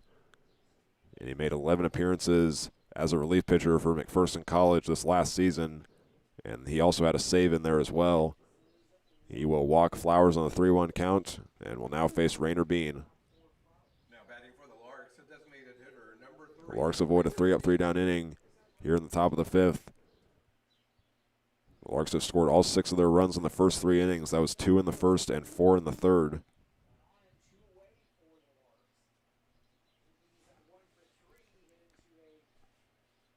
Now we'll see what Rainer Bean does right here. He's the DH tonight. And here's the pitch. Goes off to the side, and it's 1-0.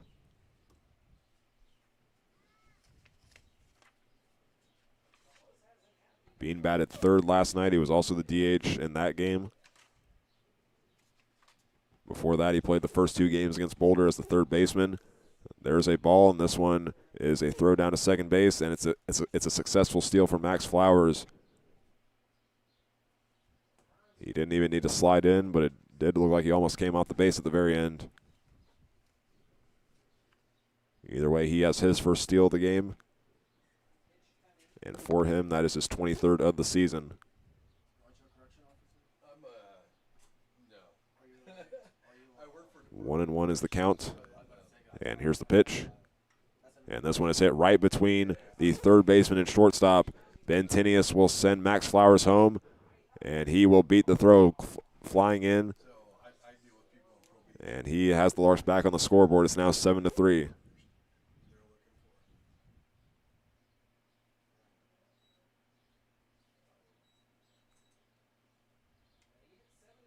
now batting for the Larks. The Coming up now is number 15, Hutch Russell.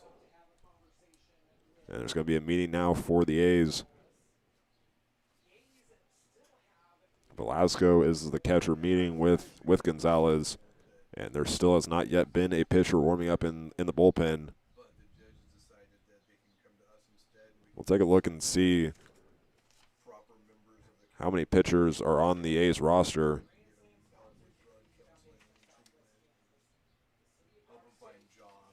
They have 7 of their 19 players that have that as their primary position. And they played 2 nights ago against Liberal. I'd have to go back and see how many pitchers they threw in that game.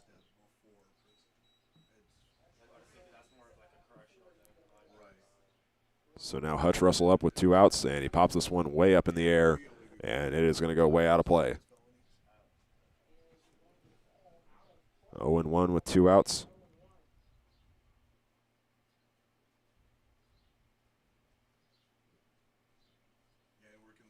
Sean Keenan will be up next, then Bran Wilson.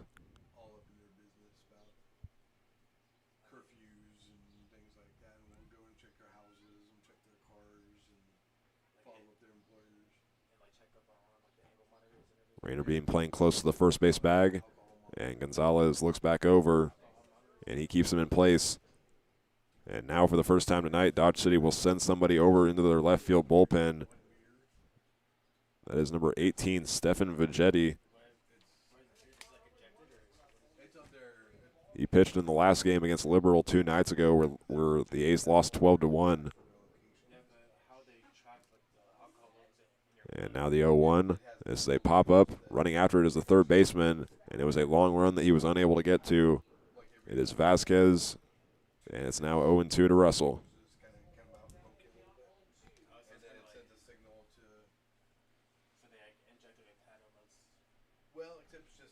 Russell has 2 doubles and a single tonight. He tried going to third in the last inning, but he was tagged out on a long throw.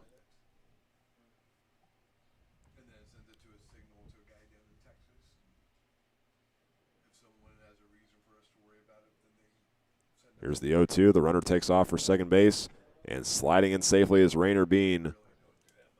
That's the second steal of the inning for the Larks.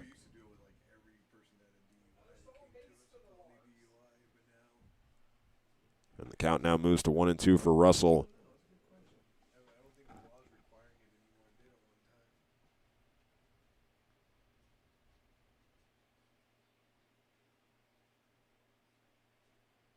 And here's the pitch, and that's a swing and a miss. that ends the inning after one run is scored from the Larks on an RBI single from Rainer Bean. It's time for the bottom of the 5th inning, and it'll be the top of the A's order up next.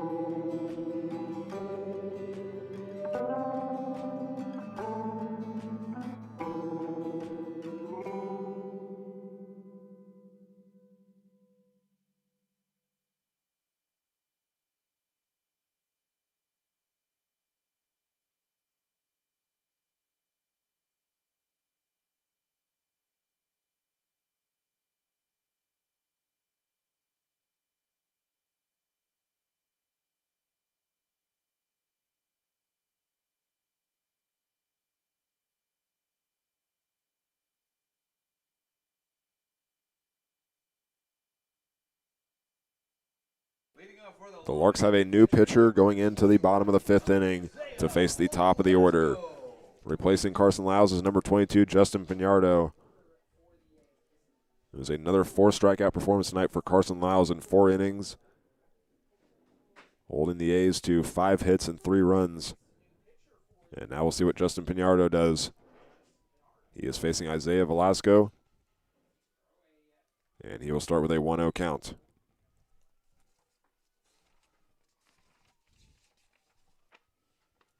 This is Piñardo's 12th game with the Larks.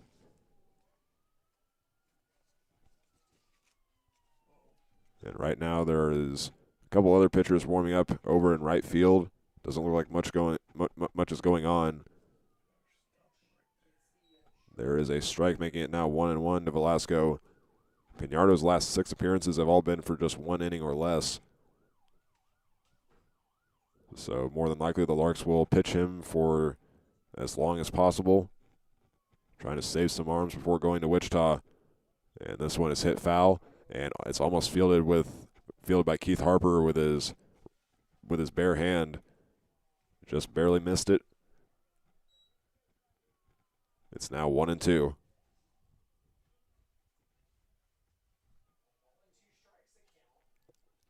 Velasco's 1 for 2 tonight, with a single and a strikeout. Now here's his next pitch from Piñardo, and he deals a ball.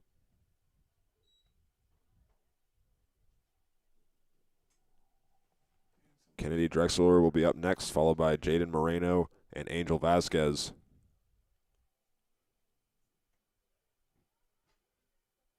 Here comes the pitch. It's a fastball that's hit over to Hutch Russell.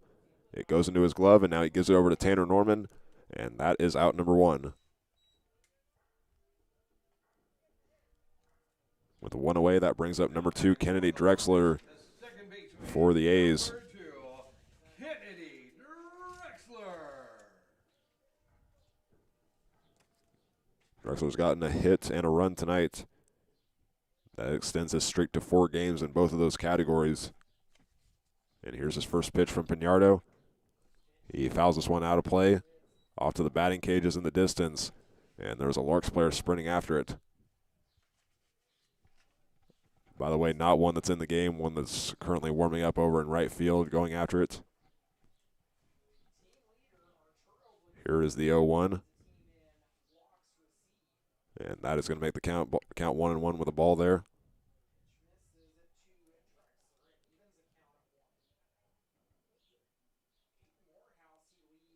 Wilson centers his glove for the next pitch.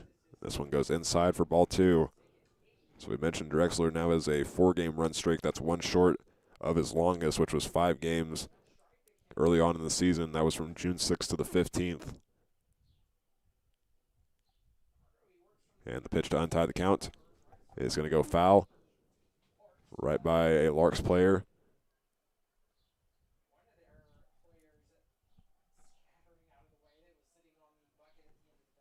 It is now 2-2 to Drexler, with Pinardo looking for the strikeout. He comes in with 19 in his previous 11 games, and he just misses down low there on pitch number 5 to Drexler, and it's a full count.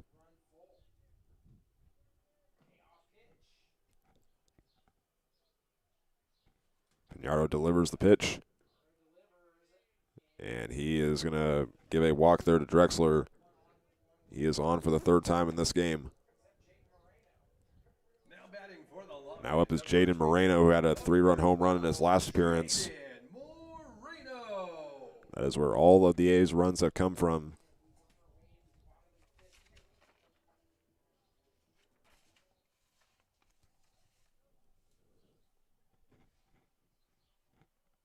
Pinardo taking his time with the runner over at first base. Here's the pitch.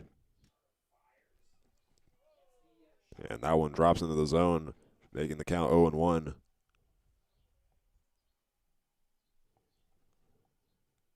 The middle part of the A's order is up next. It's Angel Vasquez, Yael Amador, and Alejandro Gomez. Pinardo throws back over to first base, and the Larks are able to get him in time. Drexler had a big lead. It looked like he turned his body over to second base.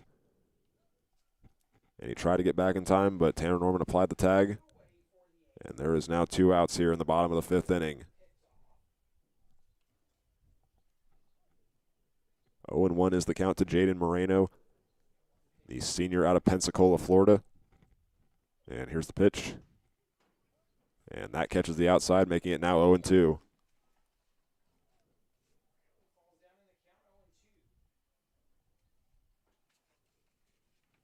So now we'll see if Pinardo can get his strikeout right here. He's had all 3 batters faced with 2 strikes. Now here's the pitch. Just misses the low corner for the first ball.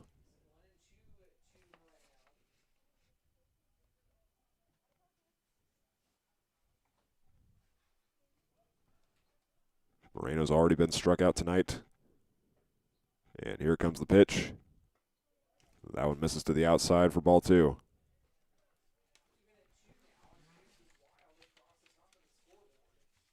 We mentioned the Larks starter Carson Lyles in his first 4 innings tonight went for 4 strikeouts. That was the same number that he had in the first game against Boulder. Now the 2-2. Pinardo goes to his signature 12-6 curve. And he will now have another full count.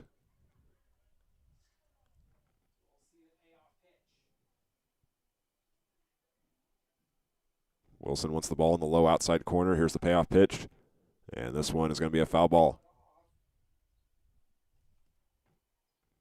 Moreno will now await pitch number 7 from the Mount San Antonio junior college freshman, Justin Pinardo.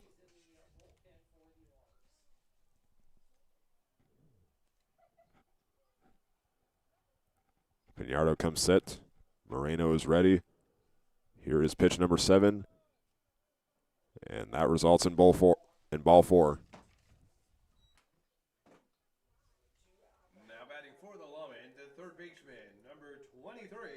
That now brings up the 4-hole batter, Angel Vasquez.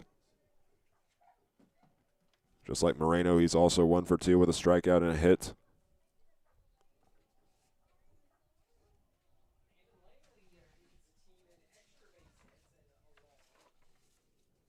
Pinardo's first pitch to Vasquez goes up high, and it's ball 1. Vasquez just finished his freshman year right here in Dodge City. He's originally from Puerto Rico, and he hits this one high in the air, and it lands out of play.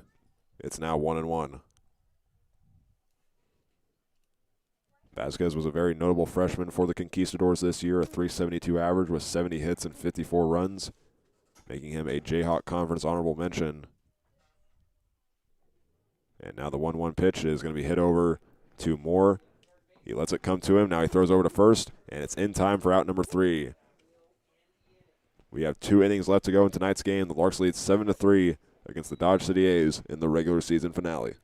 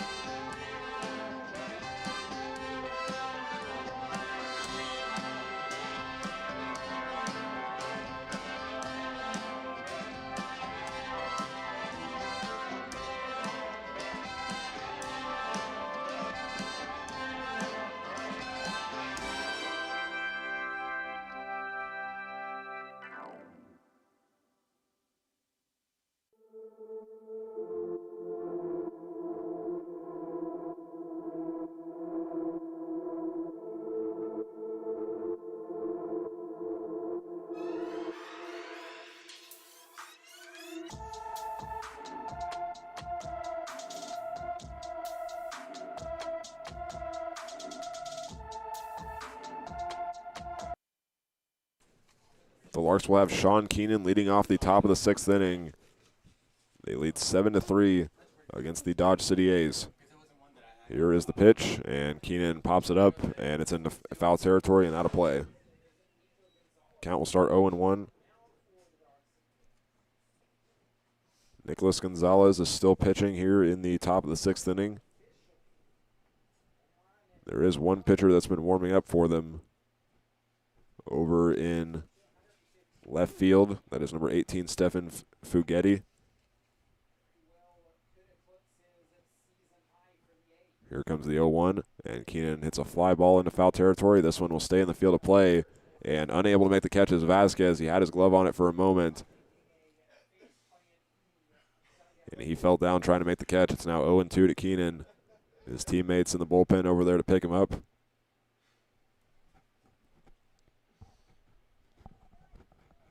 I mentioned before, Cavalier Field is one of 3 ballparks in the RMBL where the bullpen is not closed off.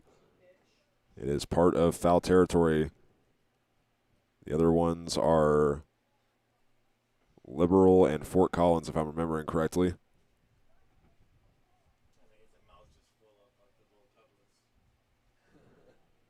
So now Keenan steps in 0-2. He's walked twice in his last 2 appearances. And he also has that 2-run home run from the first inning. Here is the pitch, and another foul ball.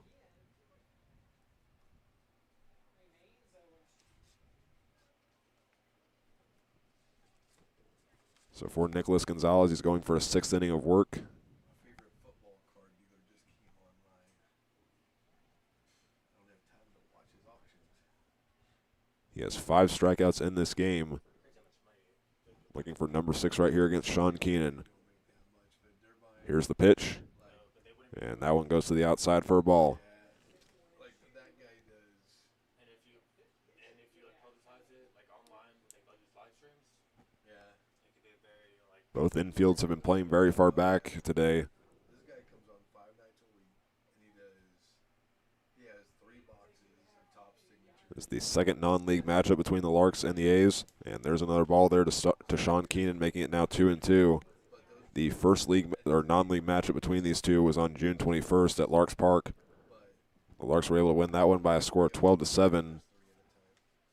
And another thing that this is a second of is the Larks facing off against the Boot Hill Lawmen. They remain the only team to have ever beaten them.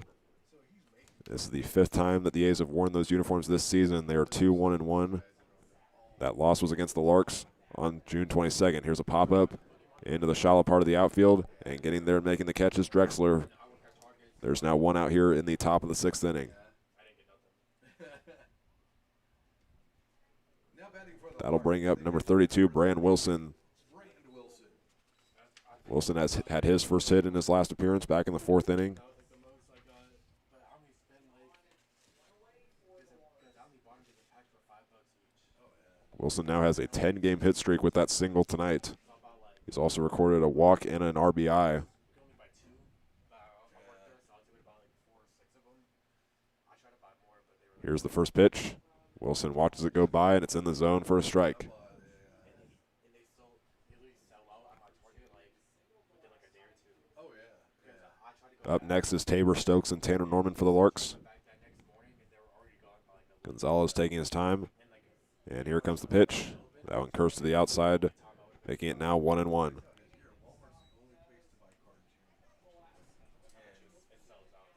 Gonzalez comes in as the leader for the A's in games played, innings pitched, and strikeouts.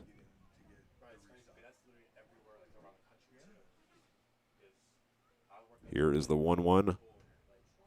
Misses the zone again on the curveball, and the count is now tied up. check the back to see if they have any Pokemon cards. Because all my friends like always hit me up and like ask them like if we have them in stock or anything. I work with a guy that does Pokemon. Wilson holds the bat up, I don't understand that. I mean, I can understand football because and the pitch is going to be hit over to the second baseman. Drexler has another chance to get another out, and he does just that. He started with a pop out, now he gets a ground out right there, It's $100 even. and it brings up Tabor Stokes. now batting for the Larks, the shortstop, number 6, Tabor Stokes. Stokes is 0 for 3 so far tonight. He has an RBI that he recorded in the 3rd inning. Like, I was over in Garden last weekend for some other stuff, and we stopped at Target. They have a lot of Pokemon. He awaits the pitch, Yeah, it's all, you know, 2 and Gonzalez delivers it, and this one is wild. The count is 1-0. Start buying this on football cards because there's more money in them. Yeah. Like I have Stokes was 1 for 4 last night against the Boulder Collegians. He had a walk, run, and double. cards here I buy. What do I call them, boxes? A 6-pack. Looking for his first hit tonight. Here's the 1-0. It goes inside, and now it's 2-0. Yeah, well, they're about $49, I think, per box for 6 packs, and each pack has like 6 cards. So, but I don't know what if I pulled out a autographed Drake May. There's a gap between the left fielder and the center fielder. And here's a pop-up from Stokes, and it's going to go way out of play. Landing near the picnic tables where there's some A's fans sitting right next to the left field bullpen. It's now 2-1. Still a pretty good number of people in attendance for tonight's game. We mentioned it was 95 degrees at first pitch. Field level felt like 102. Now the temperature has dropped to 90, which puts it about maybe 94, 93 on the field with the sun down. A little bit more closer to 90 this time. 3-1 is the count to Stokes. The Larks are in a similar spot that they were in last inning, trying to avoid a 3-up, 3-down inning. And Stokes' pitch here catches the strike zone, and the count is full.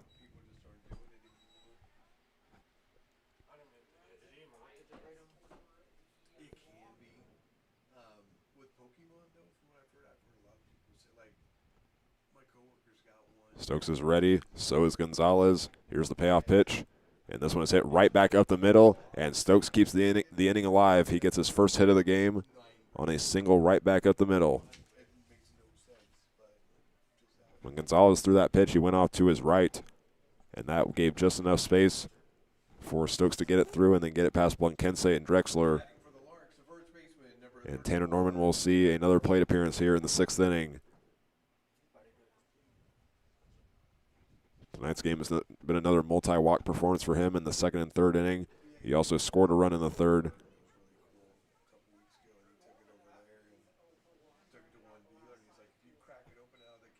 Short lead over at first for Stokes. Here's the pitch. And Norman hits a ground ball into the Larks dugout. It's 0-1. Well, then I have a Puka Nakua on its way to me right now. One of my clients just said, That'll be the 5, 6, 7 batters up next for Dodge City in the bottom half of this inning. at least you check. A guy that And this one catches the strike zone. Norman's now behind 0-2. amateur color, you have to come in to test. That way it's just random computer does it. And he works at This is the 2nd year in a row that both teams are rounding out their regular seasons against each other. And the pitch gets fouled back into the net, and Norman stays alive. These two were scheduled to play at Larks Park last year to end the season. But due to rain, they called the game in the 1st inning when the Larks were up 1-0. And then the Larks ended their season also in 2024 against the A's at Larks Park on July 22nd. And here's a steal attempt that is successful for Tabor Stokes, getting over to second base. The count is 2-2. But looking at that game, the Larks in 2024, they played the A's on July 22nd and won 11-3 before going to Wichita to play 6 games and capture their first NBC World Series championship. The foul ball keeps the count at 2-2 for Norman. That was the 2nd foul ball since facing 2 strikes. do different kind of testing on it. But yeah, I still get charged the same. Larks scored 1 run in the previous inning, and that was from an RBI single. If Norman can get one right here, it should score Stokes. And he hits a line drive into foul territory. He will now wait pitch number 8 from Nicholas Gonzalez, the senior out of Wichita, Kansas. But 3 or more is felony. And he just got it back. And he has to have an interlock device in his Norman is ready, so is Gonzalez. He delivers, puts it low for ball 3. otherwise the engine doesn't start. I thought they were gonna implement that in all cars. They're talking about it, but people are like really And they'll now say that the count is 2-2. So there's a correction there. illegal in it. But if it detects alcohol, you're not gonna be able to start your car. And that one will miss up high now for a full count to Tanner Norman. He has faced a full count already. It was a 6-pitch at bat. This will be pitch number 9 right here. The only time Norman has gotten out was a ground out in the 4th inning. All the oil producers will throw a huge fit about that. And now here's the pitch. He leaves that low and inside, and Norman walks for the 3rd time tonight. And that's the 2nd game in a row with 3 walks for him.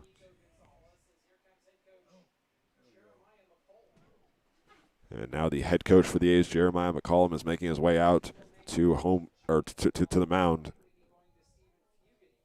And this might be the end of the night for Nicholas Gonzalez.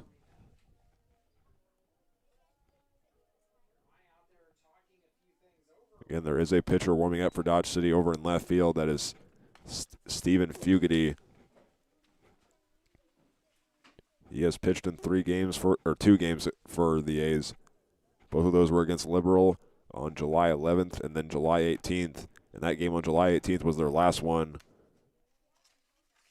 because they had the day off yesterday. They're going to keep Gonzalez in the game now, trying to finish out the 6th inning. He is facing number 16, Ty Schmeidler. Now batting the right fielder, number 16, Ty Schmeidler. After Schmeidler will be Tony Moore for a 4th time.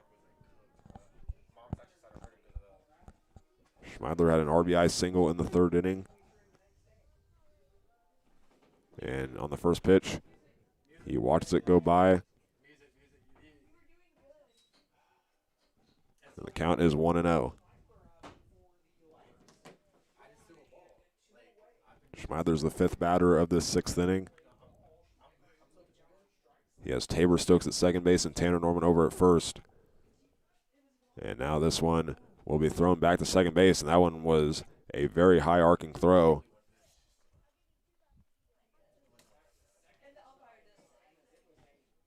And now Schmeidler's ready for the next pitch.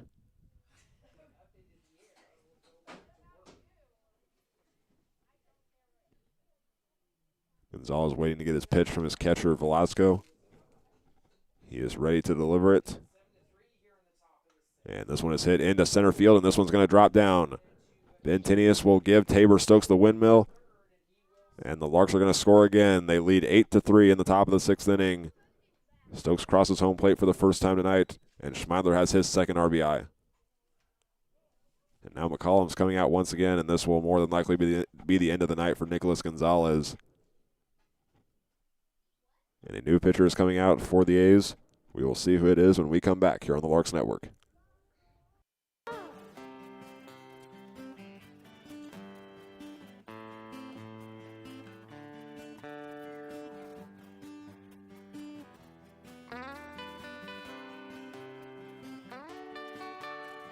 Whether they win or whether they lose, I'll be rooting for the Hayes Larks. Hayes Larks!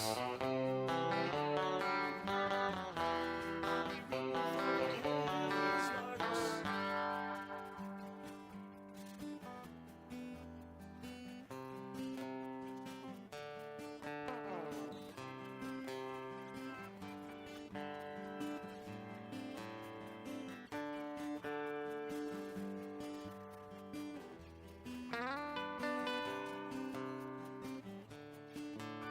So join me down at the old ballpark. I'll be rooting for the Hayes Larks. Hayes Larks!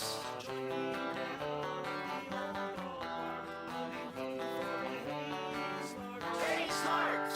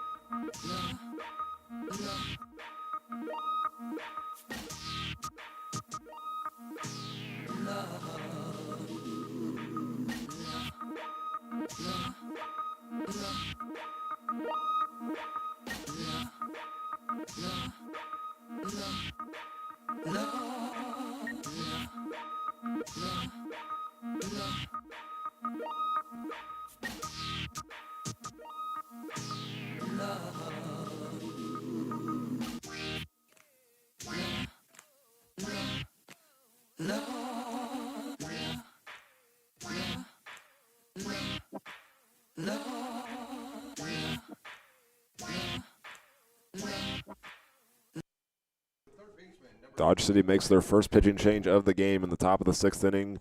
The new pitcher into the game is number 18, Stephen Fugity, for his 3rd game with the A's. Gonzalez throws for 5 2/3 innings tonight for the A's. And Dodge City's play-by-play broadcaster said that the grand total for him tonight was 140 pitches. So there's not really much you can say to Gonzalez other than tipping your cap, because this is a Dodge City team with a limited number of players now late in the season.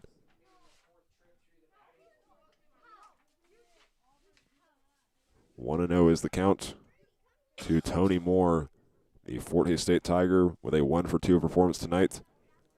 And on the next pitch, he watches it go up high for ball 2.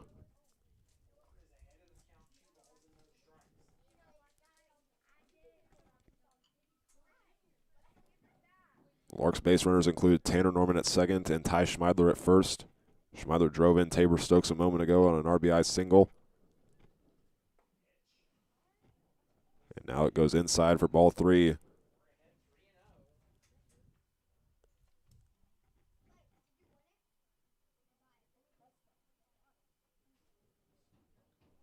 Moore steps back into the batter's box, ready for the pitch.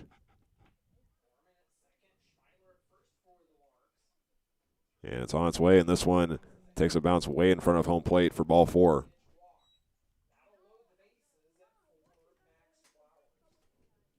Max Flowers will be up to bat now with the bases loaded. Number 2, Max Flowers. This is the 5th time that the Larks return to the top of their order, making it also the 5th plate appearance for Max Flowers.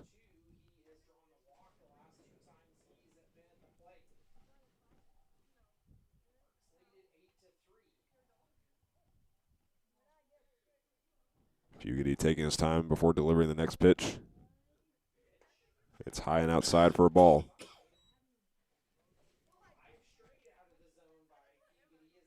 And now there's going to be a meeting with his catcher, Velasco. He's thrown 5 balls to start his appearance here in the 6th inning. And with the bases loaded, we mentioned the Larks have Tanner Norman at third, Ty Schmeidler at second, and Tony Moore over at first. They've been in this situation before tonight, trying to add some more runs along with Tabor Stokes, who was scored just a moment ago. The most runs in an inning that the Larks have tonight was 4 in the 3rd. They had 4 hits in that inning, and currently here in the 6th, they have 2.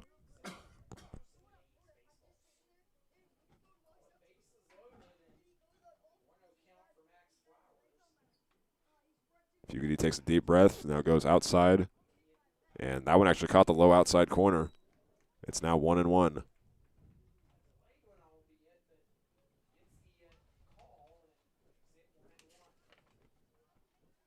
Flowers has 16 RBIs on the season, trying to get some more runners home for the Larks. Here comes the pitch, and it's a line drive right off the glove of Drexler, and he will look over at second base, and Flowers is able to get another run home and keep the bases loaded. That will be listed as a hit because Drexler had to jump up to try to make the catch, and there was a lot of power out the ball there from Flowers. He brings Tanner Norman home and has his first RBI of the game. The bases stay loaded as Rainer Bean comes up to bat.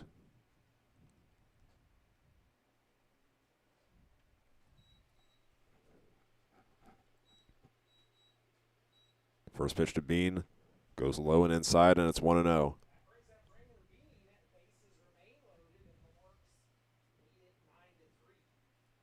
Bean is the 8th batter at the plate here in the top of the 6th inning. For the Larks, the most batters that they've had at the plate is 10 in the 3rd. And now here's the 1-0. Half-hearted swing, and Bean went around. That is the first strike.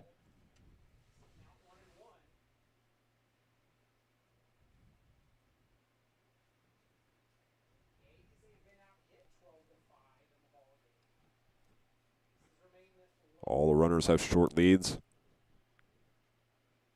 Here's the pitch. It goes high and outside there to Rainer Bean, and it's now 2-1. The leadoff batter here in the 6th inning was Sean Keenan, who is 4th in the order. He is currently in the hole with Rainer Bean up to bat.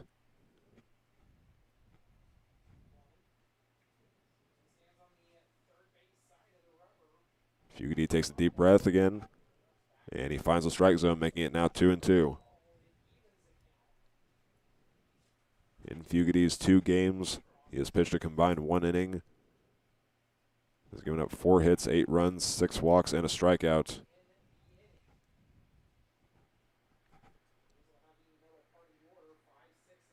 Now he delivers, and that one goes up high. Rainer Bean will have a full count. This has been a 2-for-4 performance for him tonight. Both of his hits have been singles. Bean also has an RBI and a run. He was 2 for 5 last night against the Collegians, which both of those hits were singles. Now here's Fugity's payoff pitch, and it's fouled out of play.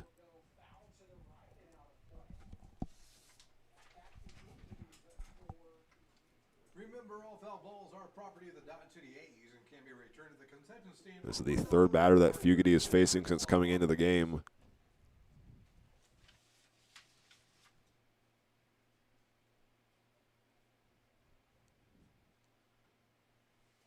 Continuing to take his time. Now he delivers. And that one is very far inside. And another run is going to score for the Larks. They surpass 10 runs and lead by 7.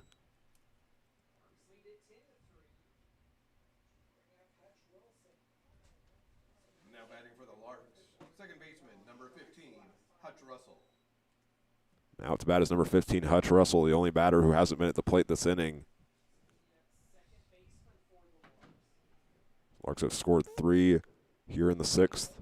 Tabor Stokes, Tanner Norman, and Ty Schmeidler have all scored.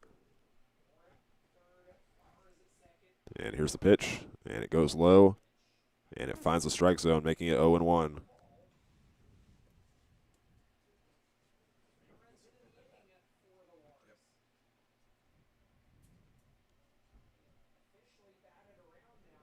Tony Moore is at third, looking for his first run of the game.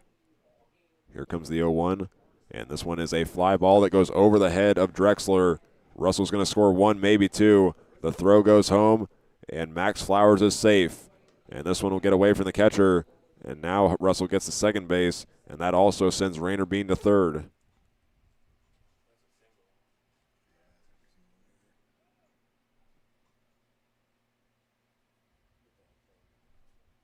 The Larks extend their lead to 12-3.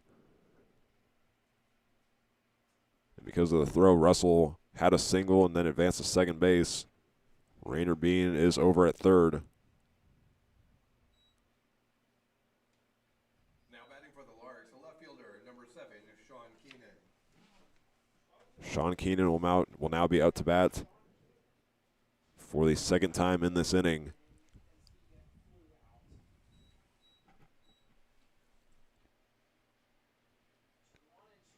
Fugity delivers to Keenan, and that is up high for a ball.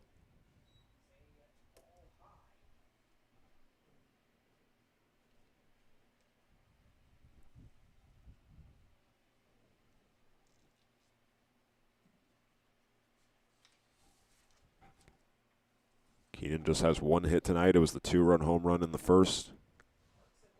He's also walked twice as well. Now the pitch is chopped foul on the first base side and is picked up by Nate Guffey, tonight's first base coach. The count is 1-1.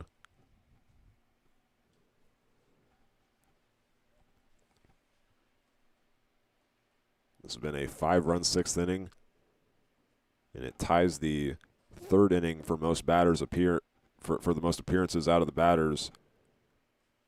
This is the 10th appearance, 2nd of the inning for Sean Keenan. And he has a pop-up, and this one is going to go behind and hit the roof of the – it hits the roof of the press box. That one had a lot of noise when it made contact. It's now 1-2 to Keenan.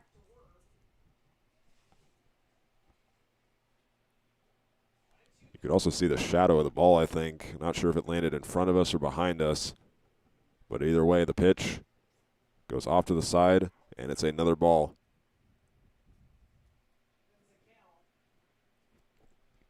We mentioned already this is Fugity's 3rd game, but the Larks are the 2nd team that he's seeing.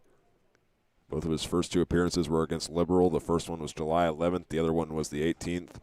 which was also Dodge's last game.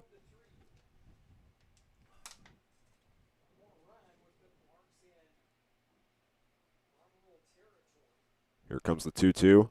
And Keenan hits a line drive right past the first baseman, and it stays in fair territory. He'll go over to second base. One run is in. The second run is in. It is a base-clearing 2 RBI double for Sean Keenan.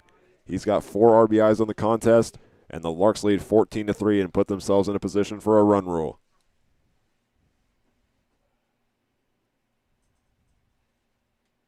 Now batting for the Larks, the catcher, number 32, Brand Wilson. Number 32, Brand Wilson, now at the bat. And he will be the 11th batter here in the 6th inning. For reference of how many batters have been at the plate for the Larks tonight, it is the 6th inning, but I am using the 8th inning column in my scorebook. Here's the pitch, and Wilson leaves it high and outside for a ball. There are some players currently over in the A's left field bullpen. None of them are warming up, though. So they're going to rely on Fugity to get the last out. He goes inside, making it now 2-0.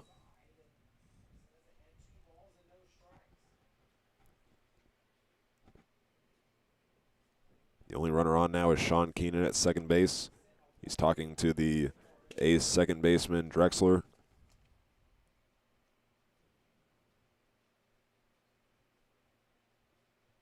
And the pitch is a swing and a miss for the first strike. Wilson looking for his second hit of the game. His first one was in the 4th.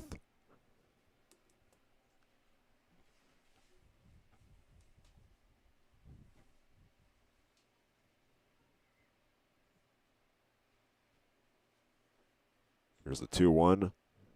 That gets in the zone as well. So now Fugity will go for his second strikeout of the season, or we'll see if he gets some help from his fielders trying to end this very long 6th inning.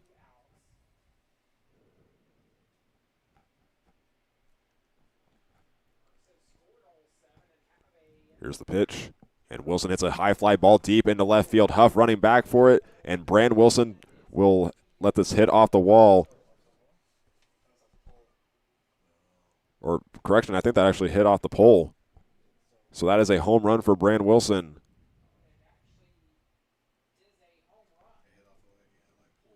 It was very close. It looked like it hit off the Cavalier Field logo in left field, but that's not the case. The Larks clear the bases with another home run. Now batting for the Larks, the shortstop, number 6, Tabor Stokes.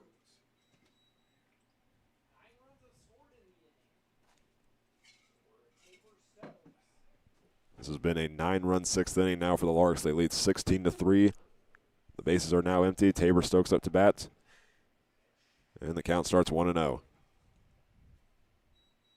how you want your last inning of December to go, is it? Stokes is now the 3rd batter to have 2 appearances at the plate here in the 6th inning.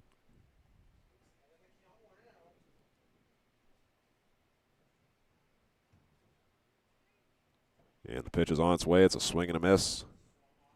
It's now 1-1.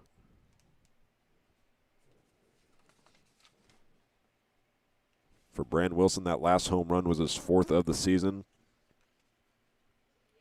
He also got his 2nd and 3rd RBI of the night. He had a sacrifice fly in the 3rd inning. The runner that he brought home was Sean Keenan, who added 2 more RBIs for himself on a double just a moment ago.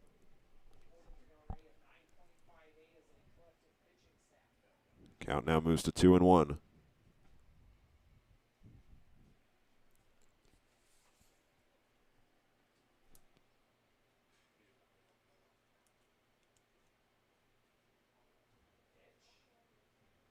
The next pitch is popped up, and it's going to go behind the press box this time. It's now 2-2.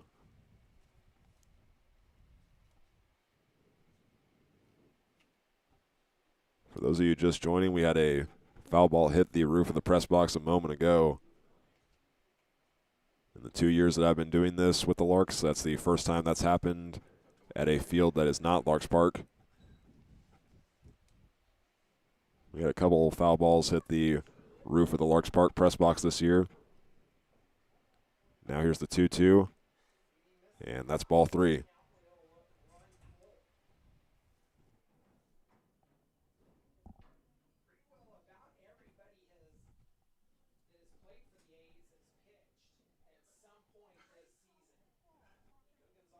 So now Stokes is ready for the next pitch. The scoreboard in left field says it's a 2-2 count. And there's a swing and a miss. And that will end a very long 6th inning. The Larks put up 9 runs. They lead 16-3. And as long as they don't give up 4 runs in the bottom half of this inning, they will have their 9th run rule win of the season. We'll be back in just a moment to Cavalier Field here on the Larks Network.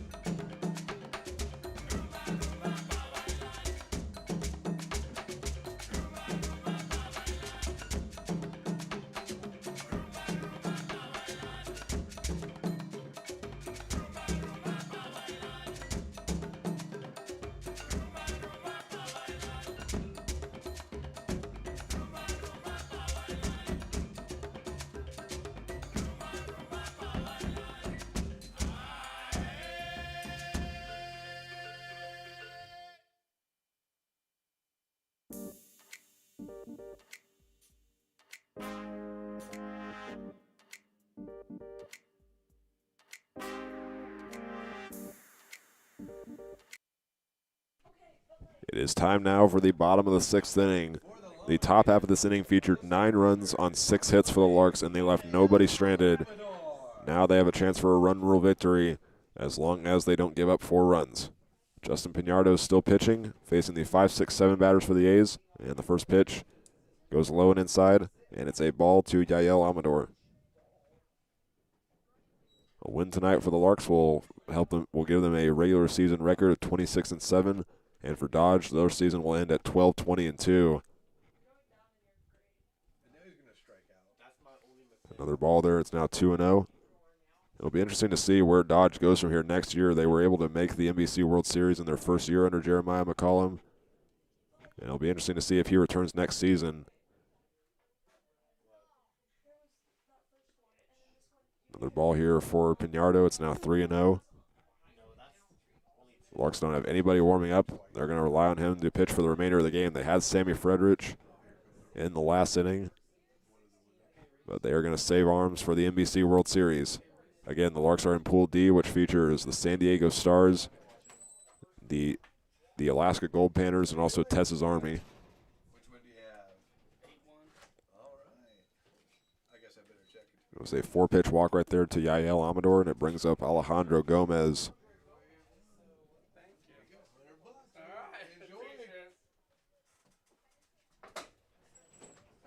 Gomez is 1 for 2 with a single and a steal. He grounded out in the 2nd inning to Tony Moore. Here's the pitch. And that one will get in the strike zone. It's now 0-1. All 3 of Dodge City's runs came in the 3rd inning. Velasco had a single. Drexler was hit by a pitch, and then Moreno got them home on a 3-run home run. Now a fly ball into left field. Lands out of play. No balls and 2 strikes to Gomez. One more time, remember that all foul balls are property of the Dodge City A's and can be returned to the concession stand for $1, courtesy of Curb's Law Office.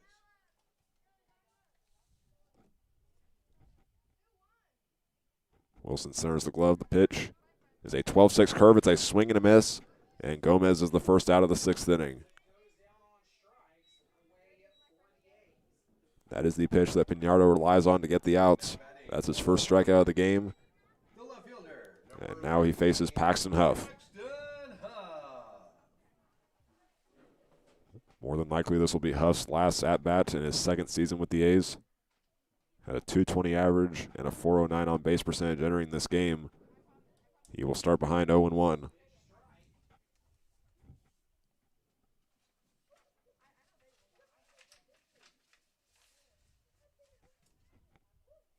Next pitch from Piñardo. Goes low and inside, and it's now 1-1. Jackson Phillips is on deck. Arturo Blanquense is in the hole. Next pitch is popped straight up into the night sky. Tanner Norman trying to track it down in foul territory, and he has to go back the other way, and it lands off to the side. It's a foul ball, and it's now 1-2.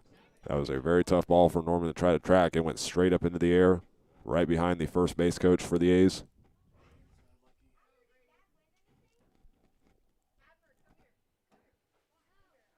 Now Huff trying to stay alive.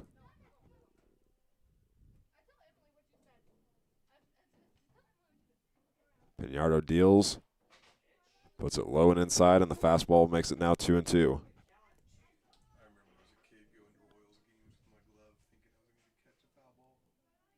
Never did. Yeah, Royals. Norman's covering first. Here's the pitch. To see you play every summer. And that gets into the inside corner. There is out number 2. It's back-to-back strikeouts for Justin Piñardo.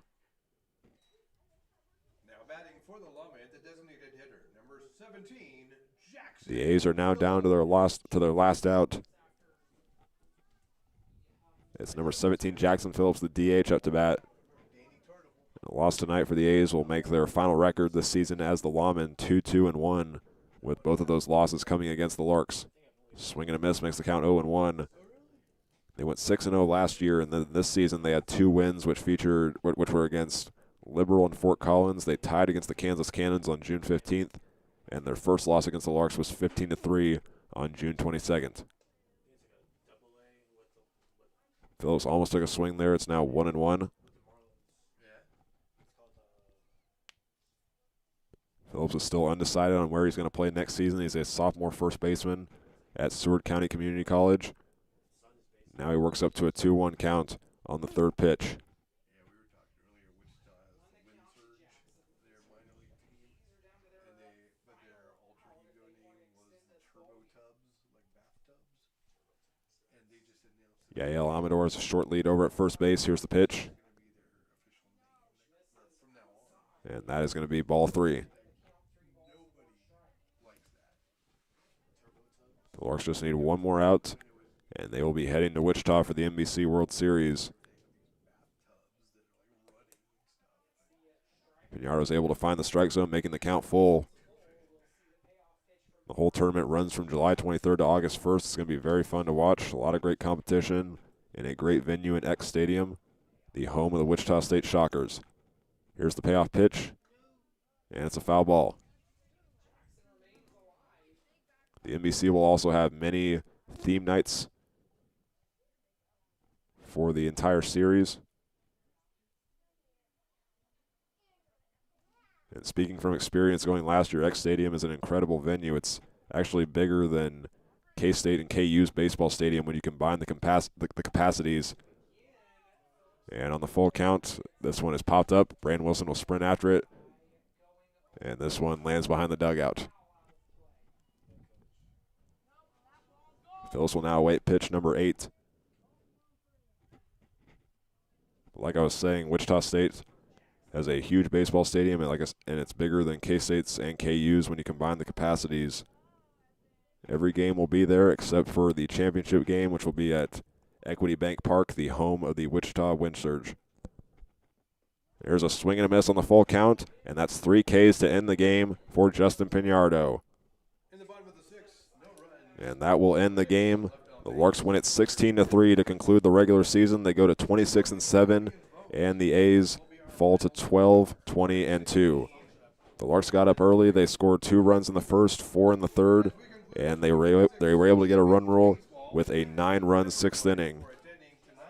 So that's going to wrap up the regular season. Like I said, the Larks are 26-7, and now it is time for them to get focused on the NBC World Series. They will start On July 25th against the San Diego Stars, it's a 12 p.m. first pitch. The next night they will play Texas Army at 3 p.m. And on July 28th, they will wrap up pool play with the Alaska Gold Panthers, and that will be a 6 p.m. first pitch. It's going to be very fun to watch this team. We'll see where they go in the NBC World Series, and that's going to wrap up our coverage of tonight's game. Thank you all for tuning in. I'm Hank Corsair, and we will see you in Wichita.